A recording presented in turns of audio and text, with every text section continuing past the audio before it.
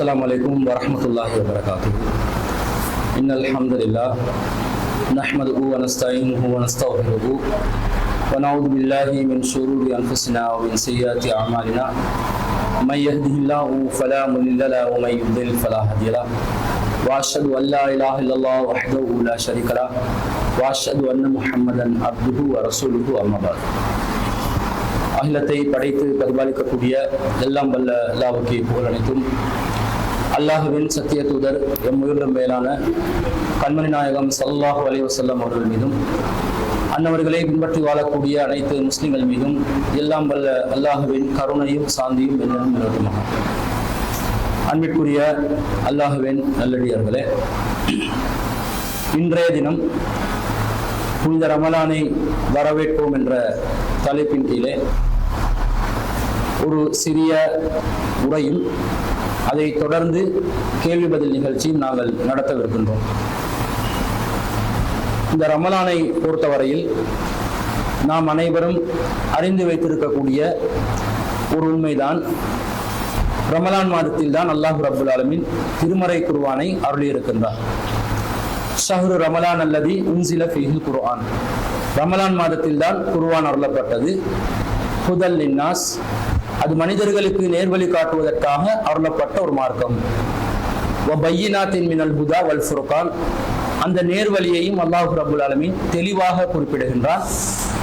வல் ஃபுர்கான், அசத்தியத்திலிருந்து சத்தியத்தை தெளிவுபடுத்தி காட்டக்கூடிய ஒரு வேதமாக அதை அமைத்திருக்கின்றார். அப்ப இவ்வளவு சிறப்பம்சங்களை கொண்ட இந்த திருமறை குர்ஆன் அருளப்பட்ட மாதம் ரமலான் மாதம். ஃபமன் ஷஹித மின்கும் ஷஹ்ர ஃபல்யசும்ஹு, எனவே அந்த மாதத்தை யார் அடைகிறீர்களோ அவர்கள் அதிலே நோன்பு நோக்க வேண்டும் என்று அல்லாஹ் கட்டளையிடுகின்றான். இந்த ரமலான் மாதத்துல திருக்குர்ஆன் அருளப்பட்டதனால, அந்த திருக்குர்ஆன் மனிதர்களுக்கு வழிகாட்டுவதனால, அது சத்தியத்தை தெளிவாக கூறுவதனால, அந்த சத்தியம் அசத்தியம் என்னன்றதை பிரிச்சு ஒரு கிரைட்டீரியாவாக ஃபுர்கானாக திருக்குர்ஆன் அமைவதனால, அதாவது மூடலாக சொல்லாம இதுதான் சத்தியம் இதுதான் அசத்தியம் என்று பிரிச்சு காட்டும். அதான் ஃபுர்கானுக்கு விளக்கம். இந்த ஃபுர்கானுடைய ஒரு தன்மையை கொண்ட ஒரு குர்ஆனை அல்லாஹ் ரமலான் மாதத்துல அருளினதுனால அந்த மாதத்தை நீங்க யார் அடைஞ்சாலும் நோன்பு நோட்டுக் கொள்ளுங்க என்று அல்லாஹ் தஆலா சொல்றான். இந்த இடத்துல நாங்க எல்லாரும் இந்த செய்தியை பொதுவாக விளங்கி வச்சிருக்கோம். இந்த வசனத்துல தொடர்ச்சியாக இன்னொரு பகுதி வருது. அது என்ன வருதுன்னு சொன்னா, வமன் கான மரீலன் அவ் அலா சஃபரின் ஃபஇத்தத்தும் மின் அய்யாமின் உஹர். உங்களை யாரு பயணிகளாக இருக்கிறீங்களோ, நோயாளிகளாக இருக்கிறீங்களோ, அவங்க வேற நாட்கள்ல நீங்க நோன்பு நோட்டுக் கொள்ளுங்க. அதாவது ரமலான் மாதத்துல நோன்பு நோட்பது எல்லாம் கடமைன்னுட்டான். ஆரம்பத்தில் அப்படி ஒரு நிலை இருக்கல்ல. ஆரம்பத்தில் இருந்த நிலைன்னு சொன்னா, குத்திபா அலைக்கும் ஸியாம் கமா குத்திபா அலல்லதீன மின் கப்லிக்கும் லஅல்லக்கும் தத்தகூன். நீங்க உங்களுக்கு முன் சென்றவர்களுக்கு எப்படி நோன்பு கடமையாக்கப்பட்டுச்சோ அந்த மாதிரி நீங்களும் உங்கள் மீதும் நோன்பு கடமையாக்கப்பட்டுள்ளது. லஅல்லக்கும் தத்தகூன், நீங்கள் இரையச்சம் உள்ளவர்களாக ஆக வேண்டும் என்பதற்காக ஐயாமுன் மஅதூதாத் என்று அல்லாஹ் சொல்லி அந்த வசனத்துல தொடர்ச்சியாக வந்து என்ன சொல்றாங்கன்னா, உங்களை யாருக்கு சக்தி இருக்குதோ அவங்க நோன்பு நோட்டுக் கொள்ளலாம். அதே நேரத்துல சக்தி இருந்தும் நோன்பு நோக்காமல் ஒரு நாளைக்கு ஒரு ஏழைக்கு உணவளிக்கக்கூடிய விதத்தில் நீங்க ஃபித்யா கொடுக்கலாம் என்று அல்லாஹ் சொல்றான். ஆரம்பத்துல நோன்பு எப்படி கடமையாக்கப்படுதுன்னா, நீங்க விரும்பினா நோன்பு பிடிக்கலாம், விரும்பினா அந்த நோன்புக்கு பகரமாக ஒரு ஏழைக்கு உணவளிக்கலாம். இப்படிதான் இருந்துச்சு ஆரம்ப கால சட்டம். ஆனா கடமை குத்திப என்றான்ல, கடமையாக்கப்பட்டுள்ளது என்றான். அப்ப இந்த கடமையாக்கப்பட்ட நோன்பும் எப்படி கடமையாக்கப்படுது? எங்கட ஒரு சாய்ஸ்ல விடப்படுது. நீங்க விரும்பினா சக்தி இருந்தாலும் நோன்பு பிடிங்க, சக்தி இல்லாட்டி பிடிக்க வேணாண்டல. சக்தி இருந்தாலும் நீங்க இன்னொரு நாள்ல என்ன செய்யுங்க, இந்த ஒரு நாளைக்கு ஒரு ஏழைக்கு உணவளிக்கக்கூடிய விதத்துல நீங்க ஃபித்யா கொடுத்தாலும் போதும் தான் என்றெல்லாம் ஆரம்பத்துல வச்சிருக்க. பிறகு அந்த சட்டம் மாறி ரமலான் மாதத்தை அடைந்தாலே நோன்பு நோற்றுதான் ஆகணும், ஃபித்யான்றது கிடையாது. ஒரு நாளைக்கு ஒரு ஏழைக்கு உணவளிக்கணும் என்ற சட்டம் எல்லாம் கிடையாதுன்னு முழுசா என்ன செய்யறான், மாத்துறான். இப்படி மாத்திட்டு அல்ல அதுல எப்படி அந்த சலுகை ஆரம்பத்துல நோம்ப கடமையாக்கும் போதே ஒரு சலுகையோட தான் எல்லாம் கடமையாக்குறான். பாருங்க, எங்களை எல்லாம் கஷ்டப்படுத்த விரும்பல. பாத்தீங்களா, நோம்ப கடமையாக்குறதுனால எங்களை சிரமப்படுத்திக் கொள்ள கூடாதுன்றது எல்லாம் ஒரு சட்டமாக்குறான். ஆரம்ப சட்டமே அப்படிதான் இருக்குது. சரி, ரமலான்ல கடமையாக்கப்பட்ட நிலையிலும் நீங்க ரமலான் அடைஞ்சா நோம்பு நோற்றே ஆகணும் என்றெல்லாம் சொல்லக்கூடிய நிலையில கூட அல்லாஹ் எப்படி ஆக்குறான்னு சொன்னா, வமன்கான மரிலன் அவ் அலா சஃபரின், உங்கள யாரு நோயாளிகளா இருக்கிறீங்களோ அல்லது பயணத்தில் இருக்கிறீங்களோ ஃபைத்தத்தும் மின் அய்யாமின் உஹர், அவங்க வேற நாட்கள்ல நோன்பு நோட்டுக் கொள்ளுங்கன்றாங்க. அப்ப உங்களுக்கு நோன்புல பயணங்கள் வரும். பயணம் என்றா நரக வேதனை என்றாங்க ரசூல் ஸல்லல்லாஹு அலைஹி வஸல்லம். ரொம்ப சிரமமானது, கஷ்டமானது. இந்த காலத்துல பயணம் மிக மிக சுலபமா தான் இருக்குது.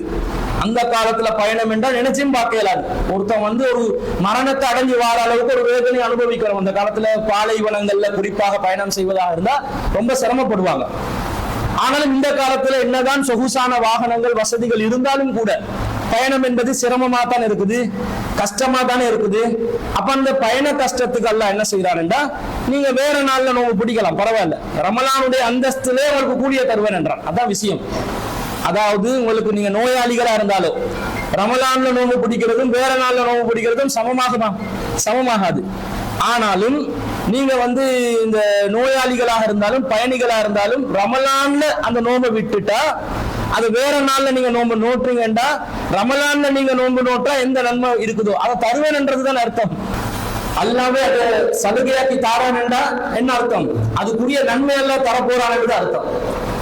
அப்ப இதுலயும் பாருங்க, அல்லாஹ் தஆலா நோம்புல என்ன செய்யறான், நமக்கு சலுகையை தாரான், லேசானதை தாரான். குறிப்பாக கர்ப்பிணி பெண்கள் நோன்பு காலத்துல அவங்களும் சலுகை அளிக்கப்பட்டவங்க. பாலூட்டும் தாய்மார்கள் நோன்பு காலத்துல சலுகை அளிக்கப்பட்டவங்க. இவங்களும் வேற நாட்களை நோன்பு நோக்கணும். இவங்க நோன்பை நோக்க தேவையில்லை என்ற மாதிரி ஒரு கருத்தை சொல்றாங்க. இவங்களும் சலுகை அளிக்கப்பட்டவங்க. ஏன்னா அந்த செய்தியில பாலூட்டும் தாய்மார்களும் பயணிகளும் அல்லாஹ்வினால் சலுகை அளிக்கப்பட்டவர்கள் என்று வருது. பயணிகளுக்குரிய சலுகை என்ன, ஃபைத்தத்தும் மின் அய்யாமின் உஹர், வேறு நாட்களில் நோன்பு நோக்க வேண்டும் என்ற சலுகை. அந்த கண்டிஷன்ல தான் பயணிகளுக்கு சலுகை. இதே சலுகை தான் பாலூட்டும் தாய்மார்களுக்கும் சலுகையா இருக்குது. அப்ப இப்படி எல்லாம் சலுகை தர்றான். ஏன், அது கடமையாக்கிட்டார். நீ நோவு பிடிச்சுதான் ஆகணும், பசி பட்டியலில் இருந்துதான் ஆகணும். நீ நோவு பிடிக்கலன்னா அவனுக்கு தண்டிச்சிருவேன் என்று அல்லாஹ் காட்டலாம். கடும் போக்கு அல்லாஹ் காட்டலாம். அல்லாஹ் காட்டுறானா, காட்டல. தொடர்ச்சியாக அதே வசனத்தில் அல்லாஹ் சொல்றான் பாருங்க, யுரீதுல்லாஹு பிக்குமுல் யுஸ்ர வலா யுரீது பிக்குமுல் உஸ்ர. அல்லாஹ் உங்களுக்கு லேசானதுதான் நாடுறான், சிரமத்தை நாடவில்லை. அல்லாஹ் சொல்லிட்டானே, நாங்க தஃசீர் கொடுத்தது எங்கட விளக்கம் என்ன நினைக்கிறீங்களா? இல்ல, அல்லாஹ்வே பின்னாடி சொல்றான், அல்லாஹ் உங்களுக்கு லேசானதை நாடுறான், சிரமத்தை நாடவில்லை. வலி துக்குமிலுல் இத்தத வலி துகப்பிருல்லாஹ அலா மா ஹதாக்கும் வல அல்லக்கும் தஷ்குரூன். அதே மாதிரி நீங்க நாட்களை முழுமைப்படுத்த, எண்ணிக்கையை முழுமைப்படுத்த, அல்லாஹ்வை பெருமைப்படுத்த, அல்லாஹ் உங்களுக்கு தந்த வழிகாட்டியதுக்கு அல்லாஹ்க்கு நீங்க நன்றி செலுத்த நான் இந்த மாதிரி சலுகை எல்லாம் தர்றேன் என்றான் அல்லாஹ். நீங்க அல்லாஹ்க்கு நன்றி செலுத்துற உணர்வோட வாழுவ, அதனால இந்த சலுகையை பெற்றுக் கொள்ளுங்க. அல்லாஹ் நீங்க பெருமைப்படுத்துங்க, நேர்வழி காட்டுறாங்கல்ல, அதுக்கு பெருமைப்படுத்துங்க, அதனால உங்களுக்கு இந்த சலுகையை தர்றேன். நீங்க நாட்களையும் சரியாக எண்ணிக்கொள்ளணும் என்றதுக்காக இப்படி செட்டப் நான் பண்ணி தர்றேன் என்று அல்லாஹ் தஆலா அந்த வணக்கத்தை கூட ஒரு அழகான அற்புதமான மனிதநேயம் நிறைந்த ஒரு இபாதத்தாக அல்லாஹ் ஆக்கி வச்சிருக்கிறான். அப்ப நமக்கு லேசானது எல்லாம் வச்சிருக்கிறான். வேறு சமுதாயங்களை பாத்தீங்கன்னு சொன்னா அவங்க நோன்பு நோட்பாங்க, ஆனா அந்த நோன்பு முழுமை பெற்றதாகவும் இருக்காது. அல்ல அந்த எண்ணிக்கையை முழுமைப்படுத்துறதா சொல்றாங்க. நோன்புல அவனோட முழுமையோட காண மாட்டீங்க. விரதம் பண்ணுவாங்க, தண்ணீர் குடிக்கலாம், பால் அருந்தலாம், இப்படி விரதங்கள் இருக்கும். சில விரதங்கள்ல ஒரு நாளைக்கு ஒரு வேளை சாப்பாடு, கொஞ்சம் லேட்டாகி இன்னொரு சில மணித்தியாலங்களை திரும்ப சாப்பிடலாம், இப்படி பல செட்டப்ல வச்சிருப்பாங்க. உங்களுக்கு தெரியும், மரியம் அலைஹிஸ்ஸலாம் மௌன விரதம் இருந்தாங்க. அவங்க கர்ப்பிணியா இருக்கும் பொழுது ஈசா அலைஹிஸ்ஸலாத்தை அவங்க கருவுல சுமக்குறாங்க, எந்த ஆணும் தீண்டாத நிலையில. எப்படி விமர்சனமா போயிட்டு இருக்கும் அந்த சமூகத்துல, கடும் விமர்சனம் பண்ணினாங்க. நீங்க உங்களோட பெற்றோர்கள் எல்லாம் நல்லவங்க, நீங்க தான் இந்த தவறான காரியத்தில் ஈடுபட்டீங்கன்னு. வமாக்கான உம்முக்கு பகியா, உங்களோட உம்மா தவறான வேலை செய்யறவங்க இல்லையே, விபச்சாரம் இல்லையே, நீங்க என்ன இப்படி செஞ்சு வாரீங்கலாம் கதை கட்டினாங்க, பேசினாங்க. அப்ப அவங்க ரொம்ப தூரமாக ஒதுங்கி இருந்தாங்க. அவங்க குழந்தைய பெத்தெடுத்து வர்றாங்க. இலை அந்த குழந்தையை நோக்கி வரல நீட்டு குழந்தை தான் பதில் கொடுக்குது, நான் அல்லாஹ்வுடைய அடிமை, நான் அற்புதமாக பிறந்தவன், என் மேல அல்லாஹ்வோட சலாம் இருக்குது என்று அந்த குழந்தை பேசுது. ஈசா நபி பிறந்த உடனே பேசுறாங்க. அப்ப இந்த மாதிரி இருந்த மரியம் அலைஹிஸ்ஸலாம் அவர்கள் கருவை சுமந்து கொண்டிருக்கக்கூடிய நேரத்துல ரொம்ப சிரமப்படுறாங்க. அந்த நேரத்தில் அல்லாஹ் சொல்றான், யாராவது கதை காரணம் கற்றவங்க எல்லாம் வந்து பேசுவாங்க, விமர்சனம் செய்வாங்க, அவங்களோட நீங்க பேசாதீங்க. நீங்க மனிதர்களோட பேசவே கூடாது. இன்சியா, எந்த ஒரு மனிதரோட நீங்க பேசக்கூடாது. நான் வந்து அல்லாஹ் இன்னி நதர்துல் ரஹ்மானி சௌமன் என்று சொல்லுங்க. நான் அல்லாஹ் ஒரு நோன்ப நேர்ச்சை செஞ்சிருக்கிறேன் என்று சொல்லுங்க. இந்த நாள்ல எந்த ஒரு மனிதரோட நான் பேச மாட்டேன் என்று சொல்லுங்கன்றான். அப்ப நோன்பா, ஆனா பேசக்கூடாதான். இரண்டாவது, அவங்களுக்கு அந்த பிரசவ வேதனை வரும்போது அல்லாஹ் தஆலா நீருக்குள்ள போக சொல்றாங்க. தண்ணீர் ஒரு ஓடைக்கு போய் அதுக்குள்ள நீங்க இறங்குங்க. உங்களுக்கு தேவையான கேலரிகள், சாப்பாடுகள், சத்துக்களை பேரித்தம் மரத்துல அதை குலுக்கி நீங்க அந்த கறியை சாப்பிட்டு அந்த சக்தியை பெற்றுக்கொள்ளுங்க. இன்ஸ்டன்ட் எனர்ஜி பேரிச்ச பழத்துல தான் இருக்குது, பேட்ஸ்ல ஈச்ச பழத்துல தான் இருக்குது. அதை நீங்க பெற்றுக்கொள்ளுங்க, தண்ணீர்ல இருந்து பிரசவிங்க என்ற மாதிரி அல்லாஹ் வழிகாட்டுறான். நீருக்குள்ள பிரசவம் என்பதும் வந்து இலகுவானது. இன்றைக்கு வெளிநாடுகள் அதை கண்டுபிடிச்சு பெண்கள் நீருக்குள்ள பிரசவம் பண்ணுங்க, உங்களுக்கு பிரசவ வலி ரொம்ப குறைவாக இருக்கும், லேசாக அந்த பிரசவத்தை வந்து நீங்க செய்து கொள்ளலாம் என்று இன்றைக்கு வழிகாட்டுறாங்க. இதெல்லாம் வருது. இதுல மரியம் அலைஹிஸ்ஸலாம் அவர்கள் நோம்பு பிடிச்சு ஈச்சபலம் நின்று இருக்கிறாங்க. நோம்பு பிடிச்சாங்க, அந்த நாளை யாரோடையும் பேச மாட்டேன்றாங்க, நோம்பு நேர்ச்சை செஞ்சிருக்கிறேன்றாங்க. ஆனா அதே நேரத்துல ஈச்சபலத்தை சாப்பிட்டாங்கன்னு வருது. அதென்ன ஈச்சபலத்தை சாப்பிட்டுட்டு நோம்பு ஒத்து நோம்பாயுது? அப்படி ஒரு நோம்பு இல்ல. அவங்களுக்கு இருந்த ஒரு சிஸ்டம், மௌன விரதம் தான் அவங்களுக்கு நோம்பா இருந்துச்சு, பேசாம இருக்கிறது. அதை மட்டும் நமக்கு நோம்பாக்குன்னா எத்தனை பேர் முடிச்சிருவோம் தெரியுமா? நாங்க சாப்பிடுற நோம்பே ரொம்ப பேர் வந்து பாத்திலான நோம்பா தான் போகுது. எல்லாம் வவுத்து நோம்புவாங்களே, பாத்திலா போகும். நிறைய பேர் வந்து நோம்பு பிடிக்கிறதே இல்லை. இன்னும் சொல்ல போனா நோம்பு பிடிக்கிறானா, இப்ப அடிக்கிற வெயிலுக்கும் சூட்டுக்கும் எல்லாருக்கும் யோசனை அடிக்கத்தான் செய்து எப்படிதான் நோம்பு மாசத்தை ரமலான் ஓட்ட போறோமோ தெரியலண்டு. ஆனா பெரும்பாலும் நிறைய பேர் நோம்பு பிடிக்கிறது இல்லை. கஷ்டம் என்று விட்டுறாங்க, மேலோட்டமா சும்மா காட்டிக்கொண்டு இருக்கிறாங்க. நாங்க எல்லாம் அப்படி ரமலான் புனித ரமலான் என்று இருப்போம் என்று காட்டிக் கொள்வாங்களே தவிர, அங்கங்க பார்த்தா குறிப்பாக அதிகமான ஆண்கள் நோம்பு பிடிக்கிறத வந்து ரொம்ப பொதுபோக்கான ஒரு நிலையில தான் இருக்கிறத நாங்க பாக்குறோம். அப்படி செய்ய வேணாம் என்று அல்லாஹ் தஆலாவே சொல்றான். உங்களுக்கு கஷ்டத்தை நான் நாடல, உங்களுக்கு லேசானதை தான் நான் நாடி இருக்கிறேன் என்றான். உண்மையிலே அல்லாஹ் லேசானதை நாடி இருக்கிறான். இந்த நோம்பை பொறுத்த அளவுல எங்களுக்கு சாப்பாட்டுல வந்து அல்லாஹ் தஆலா 24 மணித்தியாலும் நீங்க சாப்பிடவே கூடாதுன்னு அல்லாஹ் ஆக்கி வச்சானா? அப்படி ஒரு நிலைமை அல்லாஹ் ஏற்படுத்தினானா? இல்ல. எங்களுக்கு சஹர் நேரத்தில் என்ன செய்யலாம்? சாப்பிடலாம். சஹர் நேரத்துல சாப்பிடுங்க என்று வேற அல்லாஹ்வின் தூதர் ஸல்லல்லாஹு அலைஹி வஸல்லம் சொல்றாங்க. தஸஹரு, நீங்கள் சஹர் செய்யுங்கள். ஃபஇன்ன ஃபி ஸுஹூரி பரக்கா, சஹர் செய்வதில் பரக்கத் இருக்கின்றது என்று ரசூல் ஸல்லல்லாஹு அலைஹி வஸல்லம் சொல்றாங்க. சஹருடைய உணவில் பரக்கத். என்ன பரக்கத்? மஹ்ரிப் பரக்காத்திலும் பசி பட்டினியை தாங்கக்கூடிய சக்தி. இது ஒரு முஸ்லிம் அல்லாத ஒருத்தருக்கு போயிட்டு நாங்க காலையில சுபகுல சாப்பிட்ட வேண்டாம், திரும்ப சூரியன் மறையும் வர காட்டுல எதையுமே சாப்பிட மாட்டோம், தண்ணி ஒரு சுட்டு கூட வாயில வைக்க மாட்டோம் சொல்ற அம்மோ புது அம்மோண்டுவான். அப்படி ஏழுமா, அப்படி பண்ணலாமா, இதெல்லாம் எப்படி சாத்தியம்? நம்ம சமூகத்துல 7 வயசு 5 வயசு குழந்தைகள் கூட இந்த மாதிரி செய்யும் என்று சொன்னா ஆச்சரியமா பார்ப்பாங்க. காரணம் என்ன?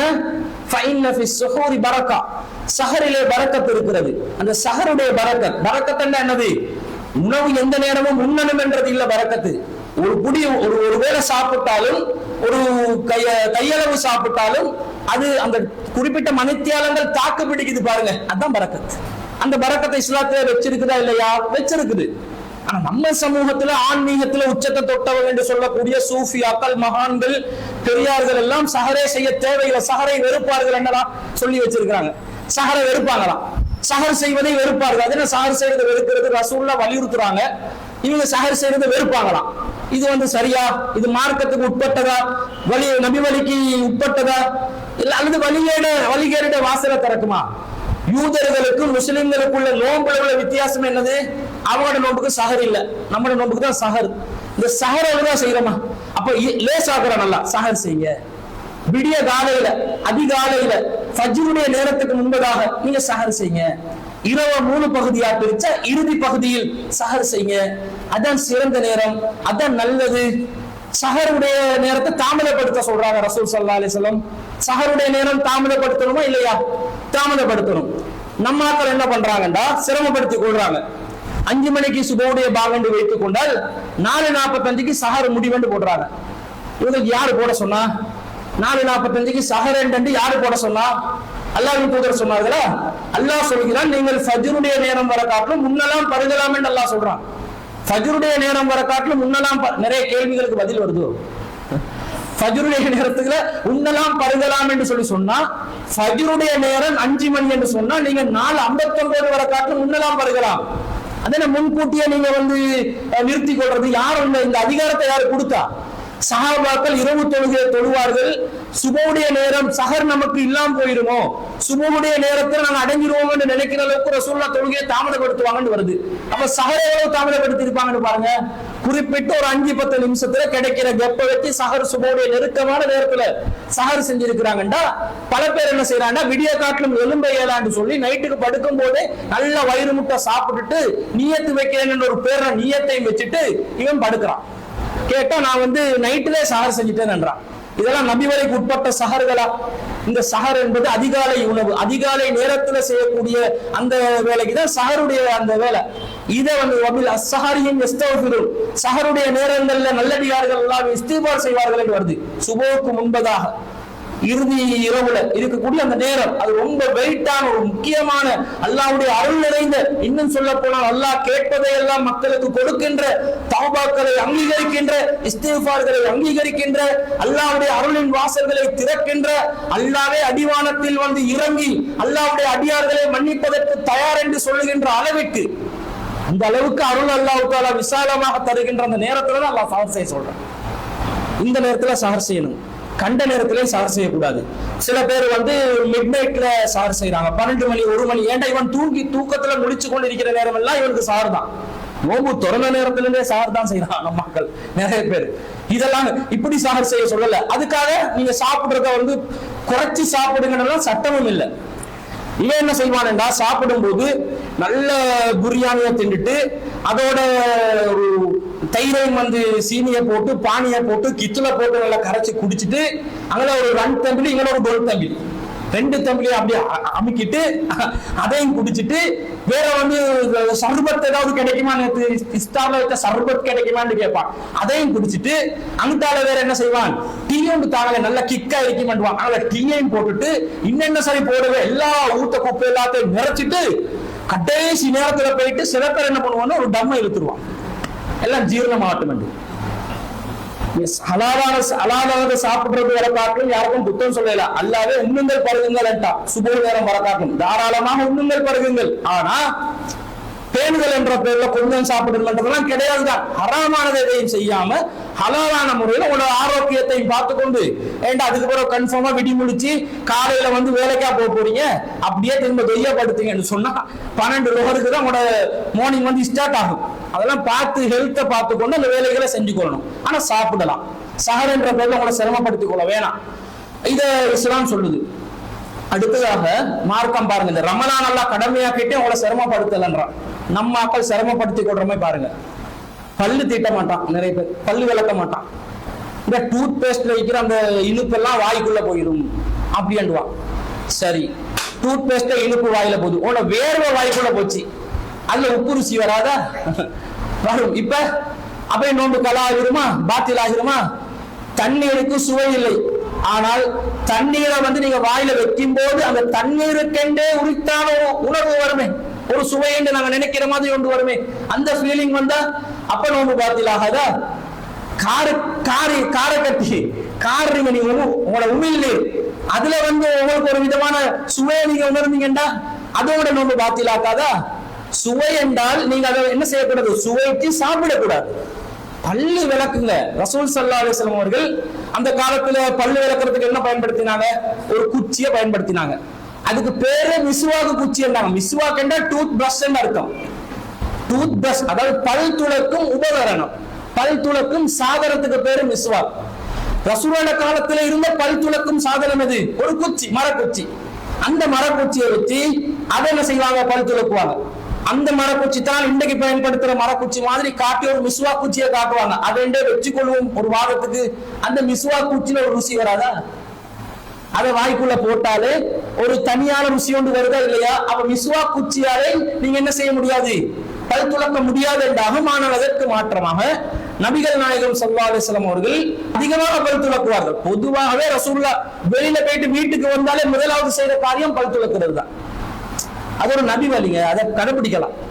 வாயை எப்பயுமே சுத்தமாகவே வச்சுக்கொள்வோம். ஏன்னா பல பேரோட நாங்க பேசுறோம் தானே, அப்படி வாயை திறந்தோன்னு அப்படியே மயங்கி விடுற அளவுக்கு இருந்துடக்கூடாது. எதிர்த்தரப்புல இருக்கிறவன் வாயை திறந்தா மயங்கி விழுந்துருவான், கையை தூக்கினா மயங்கி விழுந்துருவான். இந்த அளவுக்கு எல்லாம் நம்ம நல்ல ஒரு தூய்மையான நிலையில இருக்கணும். நம்மளை பார்க்கும்போது இவங்க கரெக்டா தூய்மை ஈமான் பாதி, அத்துஹூர் சத்ருல் ஈமான், தூய்மை ஈமானின் பாதி என்றுவாங்க. வாயை திறந்தோம்னா அடுத்தவன் மயங்கி விடுவான்டா என்ன தூய்மை? ரசூல் ஸல்லல்லாஹு அலைஹி வஸல்லம் வீட்டுக்குள்ள நுழைந்தாலே செய்யக்கூடிய எங்க போனாலும் வீட்டுக்குள்ள நுழைந்தோடனே பல் துலக்குவாங்க. ஒவ்வொரு உணவின் போதும் பல் துலக்குவாங்க, ஒவ்வொரு தொழுகையின் போதும் பல் துலக்குவாங்க, கிடைக்கிற நேரமெல்லாம் பல் துலக்குவாங்க. ரமலான் அதிகமா பல் துலக்குவாங்க. மிஸ்வாக் குச்சிட அந்த அந்த ருசி, அதுல வெளிப்படக்கூடிய அந்த ருசி வாய்க்குள்ள படுமா இல்லையா, நாக்குல படுமா இல்லையா? ருசியை உணர்ந்தாலே நாங்க ரமலான் நோன்பு பாத்தில் ஆகிறோம் என்று சொன்னா ரசூல் ஸல்லல்லாஹு அலைஹி வஸல்லம் பல் துலக்கி இருக்க மாட்டாங்க. பல் துலக்குங்க. நோன்பாளியுடைய வாயிலிருந்து வரக்கூடிய மனம் கஸ்தூரியை விட சிறந்தது என்று அல்லாஹ்விடத்தில் கஸ்தூரியை விட சிறந்தது. மனிதர்களிடத்துல அந்த வாடை அடிக்கத்தான் செய்யும். அது கஸ்தூரியை விட சிறந்தது. வாங்க கஸ்தூரி வாசத்தை தாரண்டு ஹாண்டு வாயை வச்சிருக்கா, வாயை திறந்து கொடுக்க. ஏன் அந்த கஸ்தூரி யார் இடத்தில்? அல்லாஹ்விடத்தில் அதுக்கு தனித்தன்மை அல்லாஹ் கொடுப்பான். மனிதர்களிடத்துல வளமையான அந்த வயிற்று எம்டியா இருக்கும் போது வயிறு என்ன செய்யும்? காற்றை வெளிப்படுத்துறதுக்கு பார்க்கும். அந்த பல வடிவங்கள்ல காத்து வெளியாகும். வாய் வழியாக வரக்கூடிய அந்த கேஸும் கூட ஒரு விதமான வாடையோட தான் வரும். அது நம்முடைய உடல் அமைப்பு. இதை பார்க்கலாம். இதுல சிரமப்படுத்திக் கொள்ளாதீங்க. அடுத்தது, நீங்க நோன்பு நேரத்துல தண்ணியே பயன்படுத்தக்கூடாது, உழுவ தவிரண்டுவாங்க. நீங்க குளிக்கவே கூடாது பகல் நேரத்துல. நோன்பு காலத்துல இரவு நேரத்துல மட்டும் குளிங்கண்டுவாங்க. அதனால இரவு நேரத்துல மட்டும் குளிக்கிறது ஏன்னா, பகல் நேரத்தில் நீங்கள் குளித்தால் உங்களுடைய உடம்பிலே தசைகளில் துவாரங்கள் இருக்கின்றன. அந்த துவாரங்கள் வழியாக தண்ணீர் உள்ளே செல்லும். சட்டப்படி துவாரம் இருக்குது. அது ஒரு மைக்ரோஸ்கோப் ஒன்று வச்சு பார்த்தா விளங்கும்.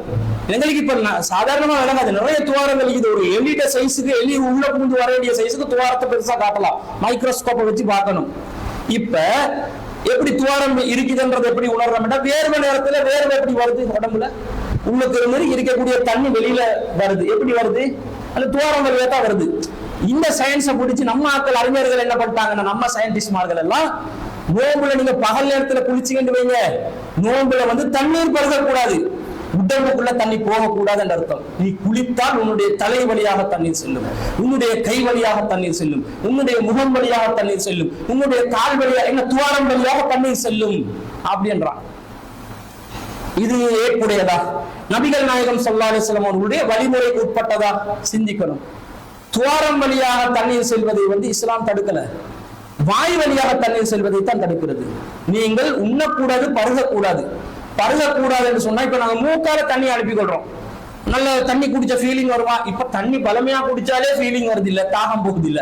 இந்த அடிக்கிற வெயிலுக்கு எவ்வளவுதான் தண்ணி குடிச்சாலும் இந்த உணர்வு வருது இல்ல. அதுக்காக இந்த நாள்ல நோம்புல பால்ல தண்ணி குடிக்கலாம் இல்ல.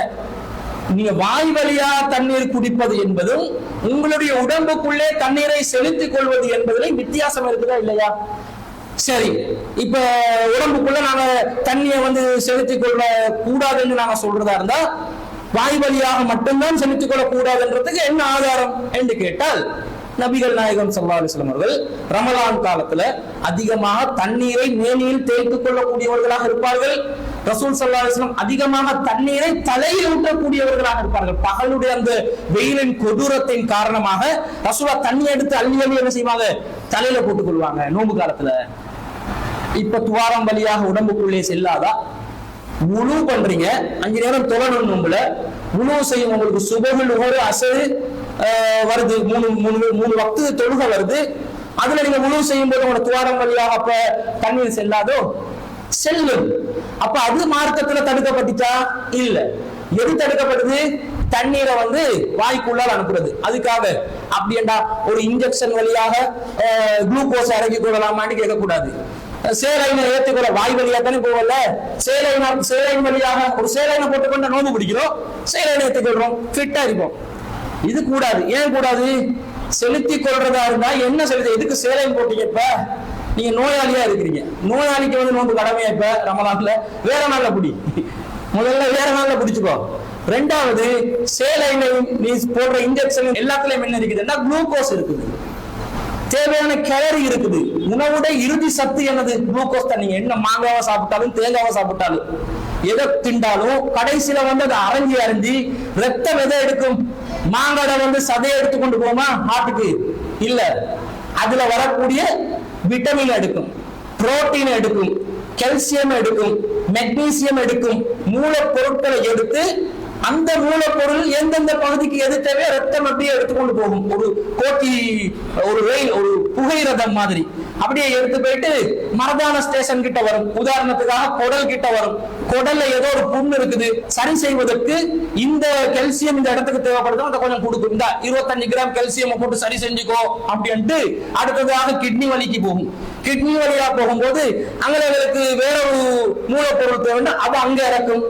இப்படிதானே மனுஷனுடைய இயக்கம் நடக்குது, இப்படிதானே உடம்புல வந்து ரத்த ஓட்டம் நடக்குது.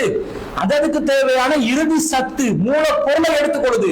அந்த மூலப்பொருளை நீங்க டைரக்டா அனுப்பி கொண்டா உணவுடைய இறுதி முடிவை இவன் உடனடியாக செலுத்தி கொண்டா இது மார்க்கம் அனுமதிக்குமா? உணவு வேணாம் என்பதற்கு அடிப்படை காரணமே உங்க உடம்பு அதனால குளுக்கோஸை பெற்றுக் கொள்ளக்கூடாது, சக்தியை பெற்றுக் கொள்ளக்கூடாது. குறிப்பிட்ட நேரங்கள் கண்டினியூவா உண்ணாமல் பருகாமல் இருக்க வேண்டும்.